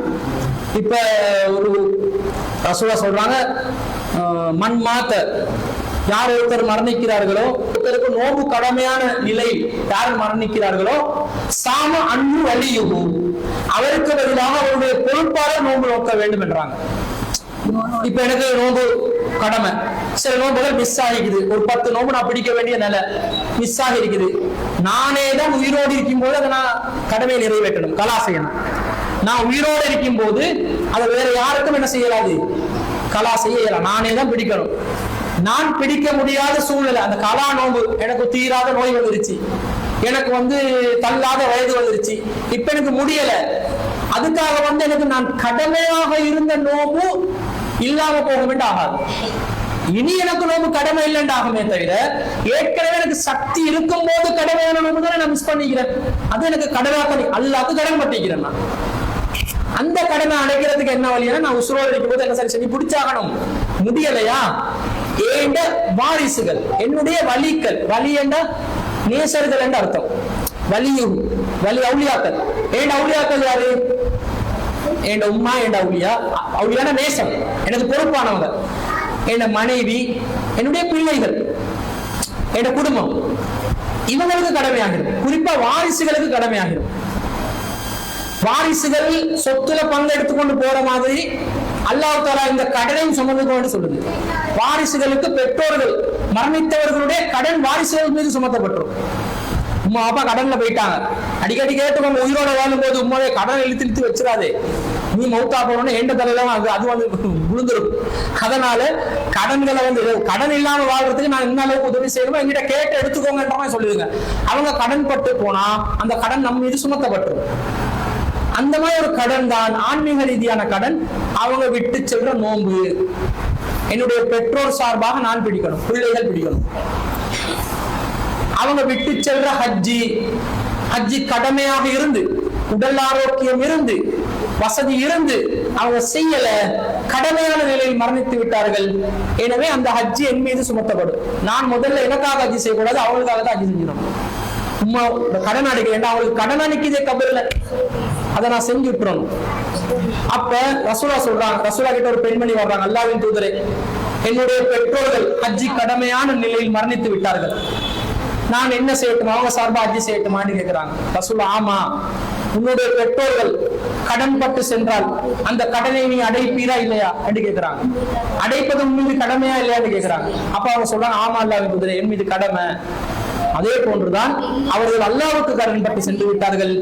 கடன்களை அதிகம் அடைப்பதற்கு தகுதியான கடன் அல்லாஹ்வுக்கு படக்கூடிய கடன் தான் என்றாங்க. அப்ப அல்லாஹ்வுக்கு பட்ட கடன்ல ஹஜ்ஜி கடமையான நிலை வருது, நோம்பும் வருது. அப்ப நான் நோம்பு எனக்கு பிடிக்க முடியாத நிலையில நான் விட்டு போனா என் வாரிசுகள் பிடிக்கணும். நானே பிடிக்கல ஏன நோம்ப, என் வாரிசு பிடிக்கும் என்று சுவர் பண்ணிடுமா? வாரிசு நோம்பு பிடிக்கிற லெவல்ல தான் நாங்க வளர்த்திருக்கிறோமா என்றதை பார்த்துக்கணும். எனவே அவங்க கடன் அடைப்பாங்களா, நம்ம மேல வேற வேற பணியை சுமத்துவாங்களா, தருதலையா வளர்த்து விட்டுட்டாங்க, அதுக்கு வேற கேள்வி வருமான்னு யோசிச்சு பார்த்து நம்முடைய நோன்புகளை நாங்களே என்ன செய்யணும், அடைச்சிட்டே போப்பாங்க. இந்த பொம்பளைகள் வந்து அவங்க இந்த நோன்பு காலத்துல அதிகபட்ச அதிகம் என்று வந்தா ஒரு 7 நோன்பு இல்லாம போகும். இதை பிடிக்கிறதுக்கு பெரிய பாடு. ஒரு மாசத்துக்கு ஒரு நோம்பு பிடிச்சு விட்டாலே 7 மாசத்துல அந்த நோம்பு போயிட்டு, சின்ன விஷயம். சரி, ஒருவேளை கலபலையில பிஸியில முடியாம போனா நோட் பண்ணி வச்சிருங்க, இத்தனை நோம்பு கடன் இருக்குது, கடன்களை எழுதி வச்சிருங்க, நோம்புகள் அந்த விஷயங்கள் எல்லாம் எழுதி வச்சிருங்க. ஜகாத் நான் கொடுக்க வேண்டியது கொடுக்காம இருக்கிறேன், இவ்வளவு ரூபாய் கடன் ஜகாத் நான் கொடுக்க வேண்டிய நிலைக்குது, கொடுக்க முடியாது, அதெல்லாம் நோட் பண்ணி வச்சு நீங்க மௌத்தா போனா ஒருத்தர் பார்த்தோன்னே இவ்வளவு கடன் பட்டு போயிட்டு இது பெருசு, உசுரோடு இருக்கிற காலத்துல நமக்கு தொல்லலாம், மௌத்தா போயிட்டு தொல்லையெல்லாம் என்று ஏசி கொண்டிருக்காம அது ஆசையை நிறைவேற்ற வைக்கிறதுக்கு ஏற்ற மாதிரி உங்களோட லைஃபை சரியா ஷெட்யூல் பண்ணி வாழ்ந்துக்கோங்க. பெண்களுக்கு வந்து நோன்பு கலா செய்யப்பட வேண்டிய கடமைகளுக்கு தானே, அந்த நோம்பும் கலா செய்யப்படாட்டி வேற என்ன வழி? கலா செய்யத்தான் வேணும். கலா செய்வது இல்லாட்டி அவங்களுக்கு வந்து அது கடன் ஆகும், அவனோட நோன்பு கடன் ஆகிடும்.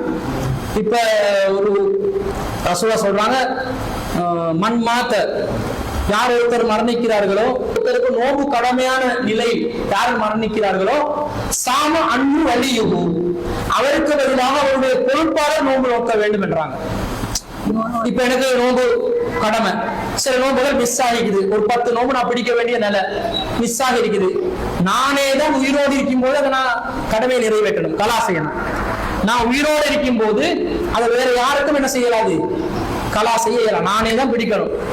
நான் பிடிக்க முடியாத சூழ்நிலை, அந்த கலா நோம்பு எனக்கு தீராத நோய் வந்துருச்சு, எனக்கு தள்ளாத வயது வந்துருச்சு, இப்ப எனக்கு முடியல, அதுக்காக எனக்கு நான் கடமையாக இருந்த நோம்பு இல்லாம போக வேண்டும் ஆகாது.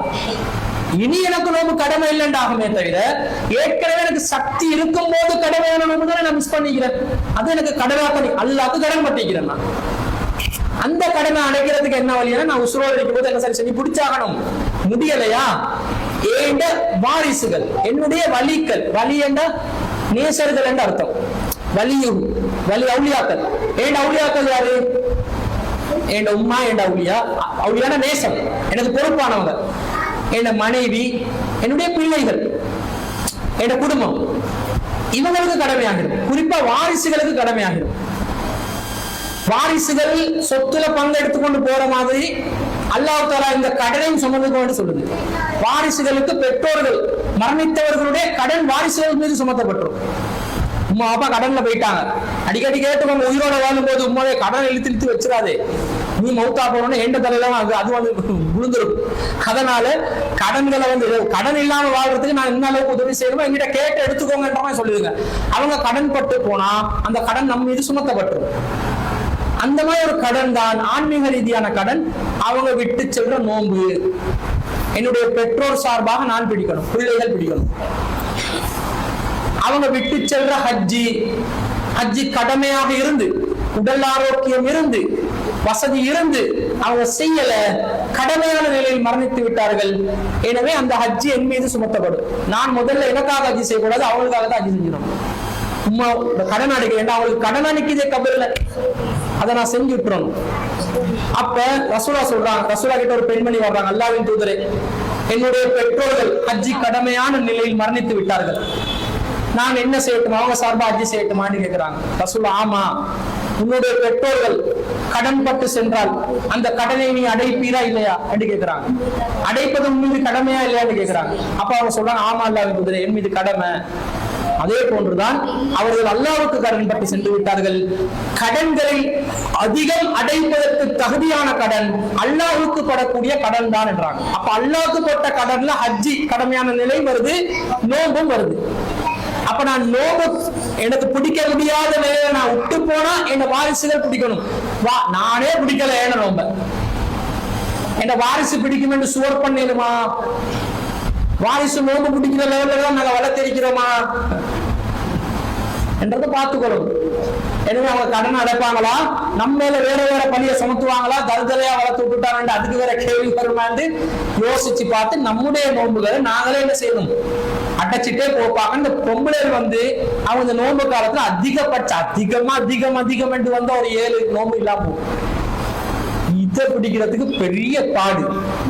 ஒரு மாசத்துக்கு ஒரு நோம்பு பிடிச்சு விட்டாலே 7 மாசத்துல அந்த நோம்பு போயிட்டு சின்ன விஷயம். சரி, ஒருவேளை கலபலையில பிஸியில முடியாம போனா நோட் பண்ணி வச்சிருங்க, இத்தனை நோம்பு கடன் இருக்குது, கடன்களை எழுதி வச்சிருங்க, நோம்புகள் அந்த விஷயங்கள் எல்லாம் எழுதி வச்சிருங்க. ஜகாத் நான் கொடுக்க வேண்டியது கொடுக்காம இருக்கிறேன், இவ்வளவு ரூபாய் கடன் ஜகாத் நான் கொடுக்க வேண்டிய நிலை இது, கொடுக்க முடியாது, அதெல்லாம் நோட் பண்ணி வச்சு நீங்க மௌத்தா போனா ஒருத்தர் பார்த்தோன்னே இவ்வளவு கடன் பட்டு போயிட்டு இது பெருசு, உசுரோடு இருக்கிற காலத்துல நமக்கு தொல்லதான், மௌத்தா போயிட்டு தொல்லையாக என்று ஏசி கொண்டிருக்காம அதை ஆசையோட நிறைவேற்ற வைக்கிறதுக்கு ஏத்த மாதிரி உங்களோட லைஃபை சரியா ஷெட்யூல் பண்ணி வாழ்ந்துக்கோங்க. லைலத்துல் கதிர் கடைசி நோன்பு 10ல தானே வருது, அது எப்படி நாங்க அடையாளம் காண்றது? சரி, லைலத்துல் கதிர் நோன்புல கடைசி 10ல வருது என்று சொல்றாங்க. அப்ப எப்படி அடையாளம் காண்றேன்னு கேட்கிறாங்க. நபி ஸல்லல்லாஹு அலைஹி வஸல்லம் ஹதீஸ்கள்ல பார்க்கும்போது லைலத்துல் கதிர் சம்பந்தமா பல செய்திகள் வருது. லைலத்துல் கதிர் ரமலான் மாதத்துல கடைசி 10ல ஒற்றைப்படையான நாட்கள், 10ன்றது இல்ல, ஒற்றைப்படையான நாட்கள். ஒற்றைப்படைனா 21 இரவு, 23 இரவு, 25 இரவு, 27 இரவு, 29 இரவு, இந்த 5ல ஒரு நாள். இதை நாங்க 10 நாளையும் நாங்க லைலத்துல் கத்ர நியத்தோட நாங்க சரியா இபாதத் செஞ்சிட்டோம்டா கன்ஃபார்மா எங்களுக்கு ஒற்றைப்படையான நாட்கள்ல நாங்க அதை அடைஞ்சிருவோம் என்றது பொதுவான ஒரு விஷயம். ஆனா ரசூல் ஸல்லல்லாஹு அலைஹி வஸல்லம் சில அடையாளங்கள் சொல்லியிருக்கிறாங்க. லைலத்துல் கத்ராக ரசூலுல்லாஹ் ஒரு சந்தர்ப்பத்துல 21வது இரவுல தான் லைலத்துல் கத்ரு அப்படி இருப்பாங்க. அதுல ரசூலுல்லாஹ் என்ன அடையாளம் சொன்னாங்க? நான் சேற்றில் சுஜூத் செய்வதாக நான் கண்டேன் அப்படின்றாங்க.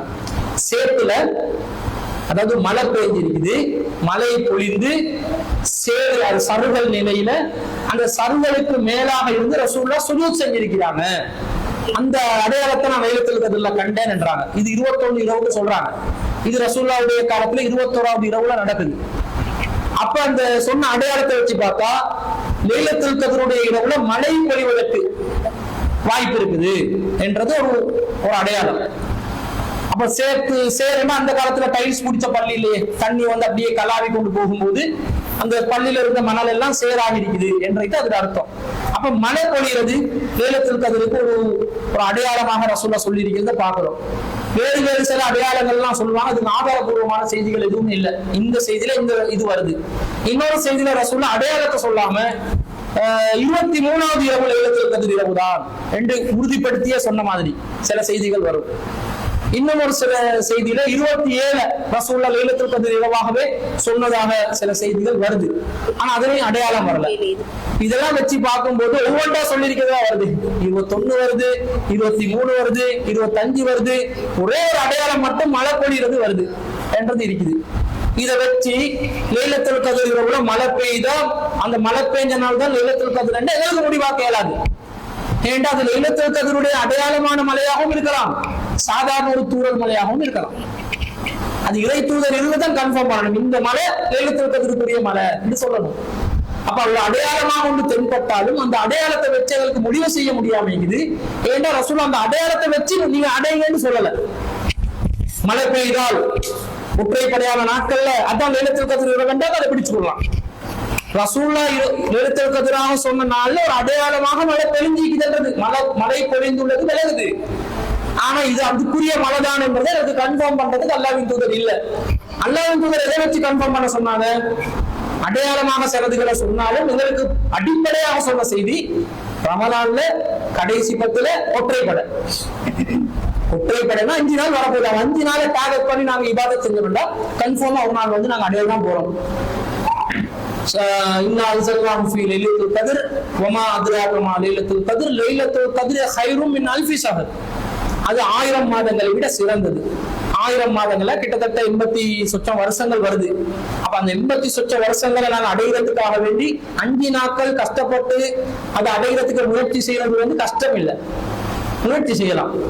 அப்ப இதுதான் என்று தெளிவான அடையாளமாக சொல்லாததுனாலையும் பொதுவான அடையாளங்கள் மட்டும் வந்திருக்கிறதுனாலையும் அந்த அடையாளம் மட்டும் நிகழ்ந்தாலும் அது அதுக்குரிய அடையாளம் தான் என்றதை உறுதிப்படுத்துறதுக்கு அல்லாஹ்வின் தூதர் இல்லாததுனாலையும் எங்களுக்கு லைலத்துல் கத்ர் அடைவதற்கு ரசூலுல்லாஹ் வேறு விதமாக ஒரு வழிகாட்டல் சொல்லியிருக்கிறதுனாலையும் அடையாளங்கள் பின்னாடி அடையாமல் நாங்கள் உள்ளதன் கட்டளை அதுக்கு பின்னாடி போனோம் லைலத்துல் கத்ர் அடைஞ்சு போகலாம்.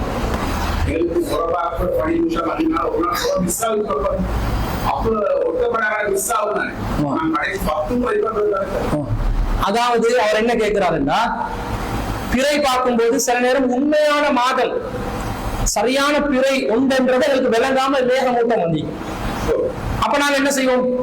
இப்ப இருக்கிற மாசத்தை நீடிக்க வைப்போம். சாபான்ல இருக்கிறோம், பிறையை பார்க்கிறோம், பிறை விளங்கல, சாபான 30 பூர்த்தி செய்வோம்.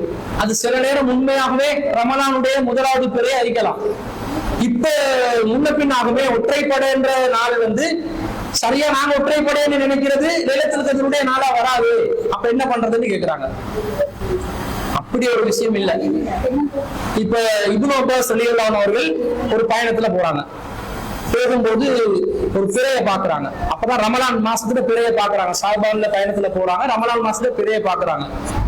பார்த்தா அந்த பிறை தென்படுது. ஆனா பார்க்கும் போதே விளங்குது 2வது அல்லது 3வது நாள் போறான்னு விளங்குது. பிறையோட சைஸ்ல விளங்கும் தானே. கலர் பிறையை பாத்தீங்கன்னா ஒரு சின்னூர் இப்படி ஒரு கூடுதான் இப்படி நிற்கும், சின்னூர் லைன் கோடு நல்லா இன்ட்ரெஸ்டிங்கா இருக்கும் தலைப்புறையை தேடுறது. அப்ப சில நேரம் வால் மேகங்கள் கூட சின்ன லைட்டான மேகங்கள் இருக்கு, அது கூட தலைப்புற மாதிரி விளங்கும். அப்ப 2வது நாள் பிறை 3வது நாள் பிறை அப்படி அளவு பெருசாகும். ஏன்னா ஒரு மாசத்துல பிறை அந்த பிறை பிறந்து கிட்டத்தட்ட ஒரு 14-13 மணித்தியாலங்களாவது பிறைக்கு வயசாகணும். அப்படி இருந்தா தான் பிற விளங்கு. இப்ப 12 மணித்தியால பிறையும் தலைப்பிறை தான், ஆனா எங்கட பார்வைக்கு விளங்காது. தலைப்பிறை தான், ஆனா எங்கட பார்வைக்கு விளங்காது. அதனால பிறை என்னோட பார்வைக்கு விளங்காம போறதுக்கு முதல் பிறையாக இருந்தாலுமே விளங்காம போறதுக்கு இயற்கையாகவே விளங்காம போறதுக்கும் சான்ஸ் இருக்குது. இல்ல பிறை வானத்துல இருந்துச்சு, நாங்க பாக்குறதுல எங்களுக்கு மிஸ் ஆகிருச்சு, மேகமூட்டமோ என்னமோ வந்து மிஸ் ஆகிருச்சு, எனவே பிறை 2வது பிறை தான் எங்களுக்கு தலைப்பிறையா வர்றதுக்கும் வாய்ப்பு இருக்குது. 2க்கும் வாய்ப்பு இருக்குது. அப்ப அந்த இப்னு அப்பாஸ் ஸல்லல்லாஹு அந்த செய்தியில பிறையை பாக்குறாங்க. சர்ச்சை போகுது அவருக்கும் தோழருக்கும், இது 2வது பிறையா 3வது பிறையா, கன்ஃபார்மா முதல் பிறை இல்லைன்றது தெரியும். அப்ப இப்னு அப்பாஸ் ஸல்லல்லாஹு சொல்றாங்க, 2 பேர் பயணத்துல போறாங்க, அவங்களுக்கு தான் சர்ச்சை ஏற்படுது. இப்னு அப்பாஸ் ஸல்லல்லாஹு கிட்ட ஃபத்வா கேட்டு வராங்க, இது என்ன. அப்ப இப்னு அப்பாஸ் ஸல்லல்லாஹு சொல்றாங்க, இது வந்து 2வது 3வது நீங்க சர்ச்சை செய்ய வேணாம். ஏன்னா ரசூல் ஸல்லல்லாஹு அலைஹி வஸல்லம் சொல்லிக்கிறாங்க, நீங்க எப்ப பிறையை பாக்குறீங்களோ அது வரைக்கும் அல்லாஹ் இருக்கும் மாதத்தை நீடிக்க வைத்து விட்டான். இருக்கிற மாசத்தை எல்லாம் நீடிக்க வச்சுட்டான். 29 தான் மாசம். ஆனா பிறை நாங்க பாக்குறதுல மிஸ்டேக் பண்ணதுனால உண்மையிலே பிறை வந்துருச்சு வானத்துல, நாங்க தான் பாக்குறதுல மிஸ்டேக் பண்ணிட்டோம். ஆனாலும் அல்லாஹ் என்ன பண்றாங்க, எங்களோட பார்வையில அது வராததுனால அது சவபான் தான் அல்லாஹ் ஆக்குறான். மாதத்தை நீடிக்க வைக்கிறான்னு என்ன அர்த்தம்? உண்மையானவே பிறை வந்துருச்சு, ரமலான் பிறை வந்துருச்சு, நாங்க பார்க்கலையே, எங்களுக்கு விலகலையே, எங்களுக்கு தென்படலையே, அதனால நாங்க இப்ப ரமலான் 2ல தான் ரமலான் 1வது நோன்பு நோக்கிறோமா? இல்ல, சாபான் அல்லாஹ் 30 ஆக்க வைக்கிறான். அல்லாஹ்க்கு என்ன மேட்டர் இருக்குதுன்னு கேட்கிறேன். சாபான்ல அல்லாஹ் நோன்பு பிடிக்க வைக்கிறது, இந்த டைம்ல தான் நோன்பு பிடிக்க வைக்கணும்ன்றது அல்லாஹ் பத்தி. அல்லாஹ் தேவையற்றவன், உங்களுக்குதான் விஷயம் இருக்குது. அல்லாஹ் சொல்றான், யுகத்திருள் லைல வன்னஹார், இரவையும் பகலையும் அல்லாஹ் தான் நிர்வகிக்கிறான். அல்லாஹ் அதை நீங்க ஒழுங்கா கணக்கிட மாட்டீர்கள் என்று அல்லாஹ்க்கு தெரியும். பத்தாபாலைக்கும் அட்வான்ஸா உங்களை மன்னித்து விட்டேன். அல்லாஹ் மன்னிப்பேன் வந்துட்டான், மாசத்தை அல்லாஹ் நீடிக்க வைக்கிறான். அப்ப நாங்க 2வது பிறையத்தான் முதல் பிறையா பார்த்தாலும் உண்மையில அது முதல் பிறை தான். எங்கட பார்வையிலும் முதல் பிறை தான், அல்லாஹ் பார்வையிலும் முதல் பிறை தான். அப்ப நாங்க எப்ப ஒற்றை பிறை என்றோமோ அதான் நேரத்தில் புரிகிறது. 2 ஆயிக்குமா 3 ஆயிக்குமான்றது நோ சான்ஸ். நாங்க எப்ப பாக்குறோமோ அப்ப இருந்த ரமலான் ஆரம்பம், நாங்க எப்ப இறுதி 10 என்றோமோ அதுதான் இறுதி 10, நாங்க எப்ப ஒற்றைப்படை என்றோமோ அதுதான் ஒற்றைப்படை. அதனால நீங்க 5 டார்கெட் பண்ணி செஞ்சா போதும். 10 முயற்சி செய்ய சொல்றாங்க ரசூல் ஸல்லல்லாஹு அலைஹி வஸல்லம். நீங்க வந்து இபாதத் செய்வீங்க இல்லையா, லைலத்துல் கத்ருக்குரிய இபாதத்து ஒரு நாள் தான் அடைய போறீங்க. 5 எதுக்கு முயற்சி செய்ய சொன்னாங்க? 5 நாளும் அந்த லைலத்துல் கத்ருடைய நியத்தோட வேலை பண்றீங்க பாருங்க, இபாதத் செய்றீங்க பாருங்க, அந்த நன்மை அடைவீங்க. 10 நாள் செய்யும் போது 10 நாளுக்குள்ள அந்த நன்மையை அடைஞ்சு கொள்வீங்க என்பதற்காக ரசூலுல்லாஹ் சொன்னாங்க, லைலத்துல் கத்ருடைய நன்மை அடையும் ஒரு நாள் தான். எக்ஸ்ட்ராவா நாங்க அந்த நாளை ஹயாத் ஆக்குறது. ரசூலுல்லாஹ் ரமலான்ல இரவு நேரங்களில் உயிர்ப்பிப்பாங்கன்னு வருது, குறிப்பாக இறுதி 10 இன்னும் உயிர்ப்பிப்பாங்கன்னு வருது. தன்னுடைய குடும்பத்தாரையும் எழுப்பி விட்டு தொழுவதற்கு தூண்டுவாங்கன்னு வருது. ரசூலுல்லாஹ் ஆயிஷா ரலியல்லாஹு அன்ஹா சுபஹுடைய நேரம் நெருங்கும் போதுதான் இரவு தொழுகைக்கு எழுவாங்க. ரசூலுல்லாஹ் தான் விடிய தொழுவாங்க. ஆனா ரமலான் மாசத்துல ரசூலுல்லாஹ் என்ன செய்வாங்க, ஆயிஷா ரலியல்லாஹு அன்ஹாவை நேரத்தோட என்ன செய்வாங்க, எழுப்பி தொழ வைப்பாங்க என்றது வர்றதுனால அதுகளுக்கு எக்ஸ்ட்ராவாக ஒரு இறைவனை நெருங்குறதுக்கு ஒரு வாய்ப்பா அமையும்.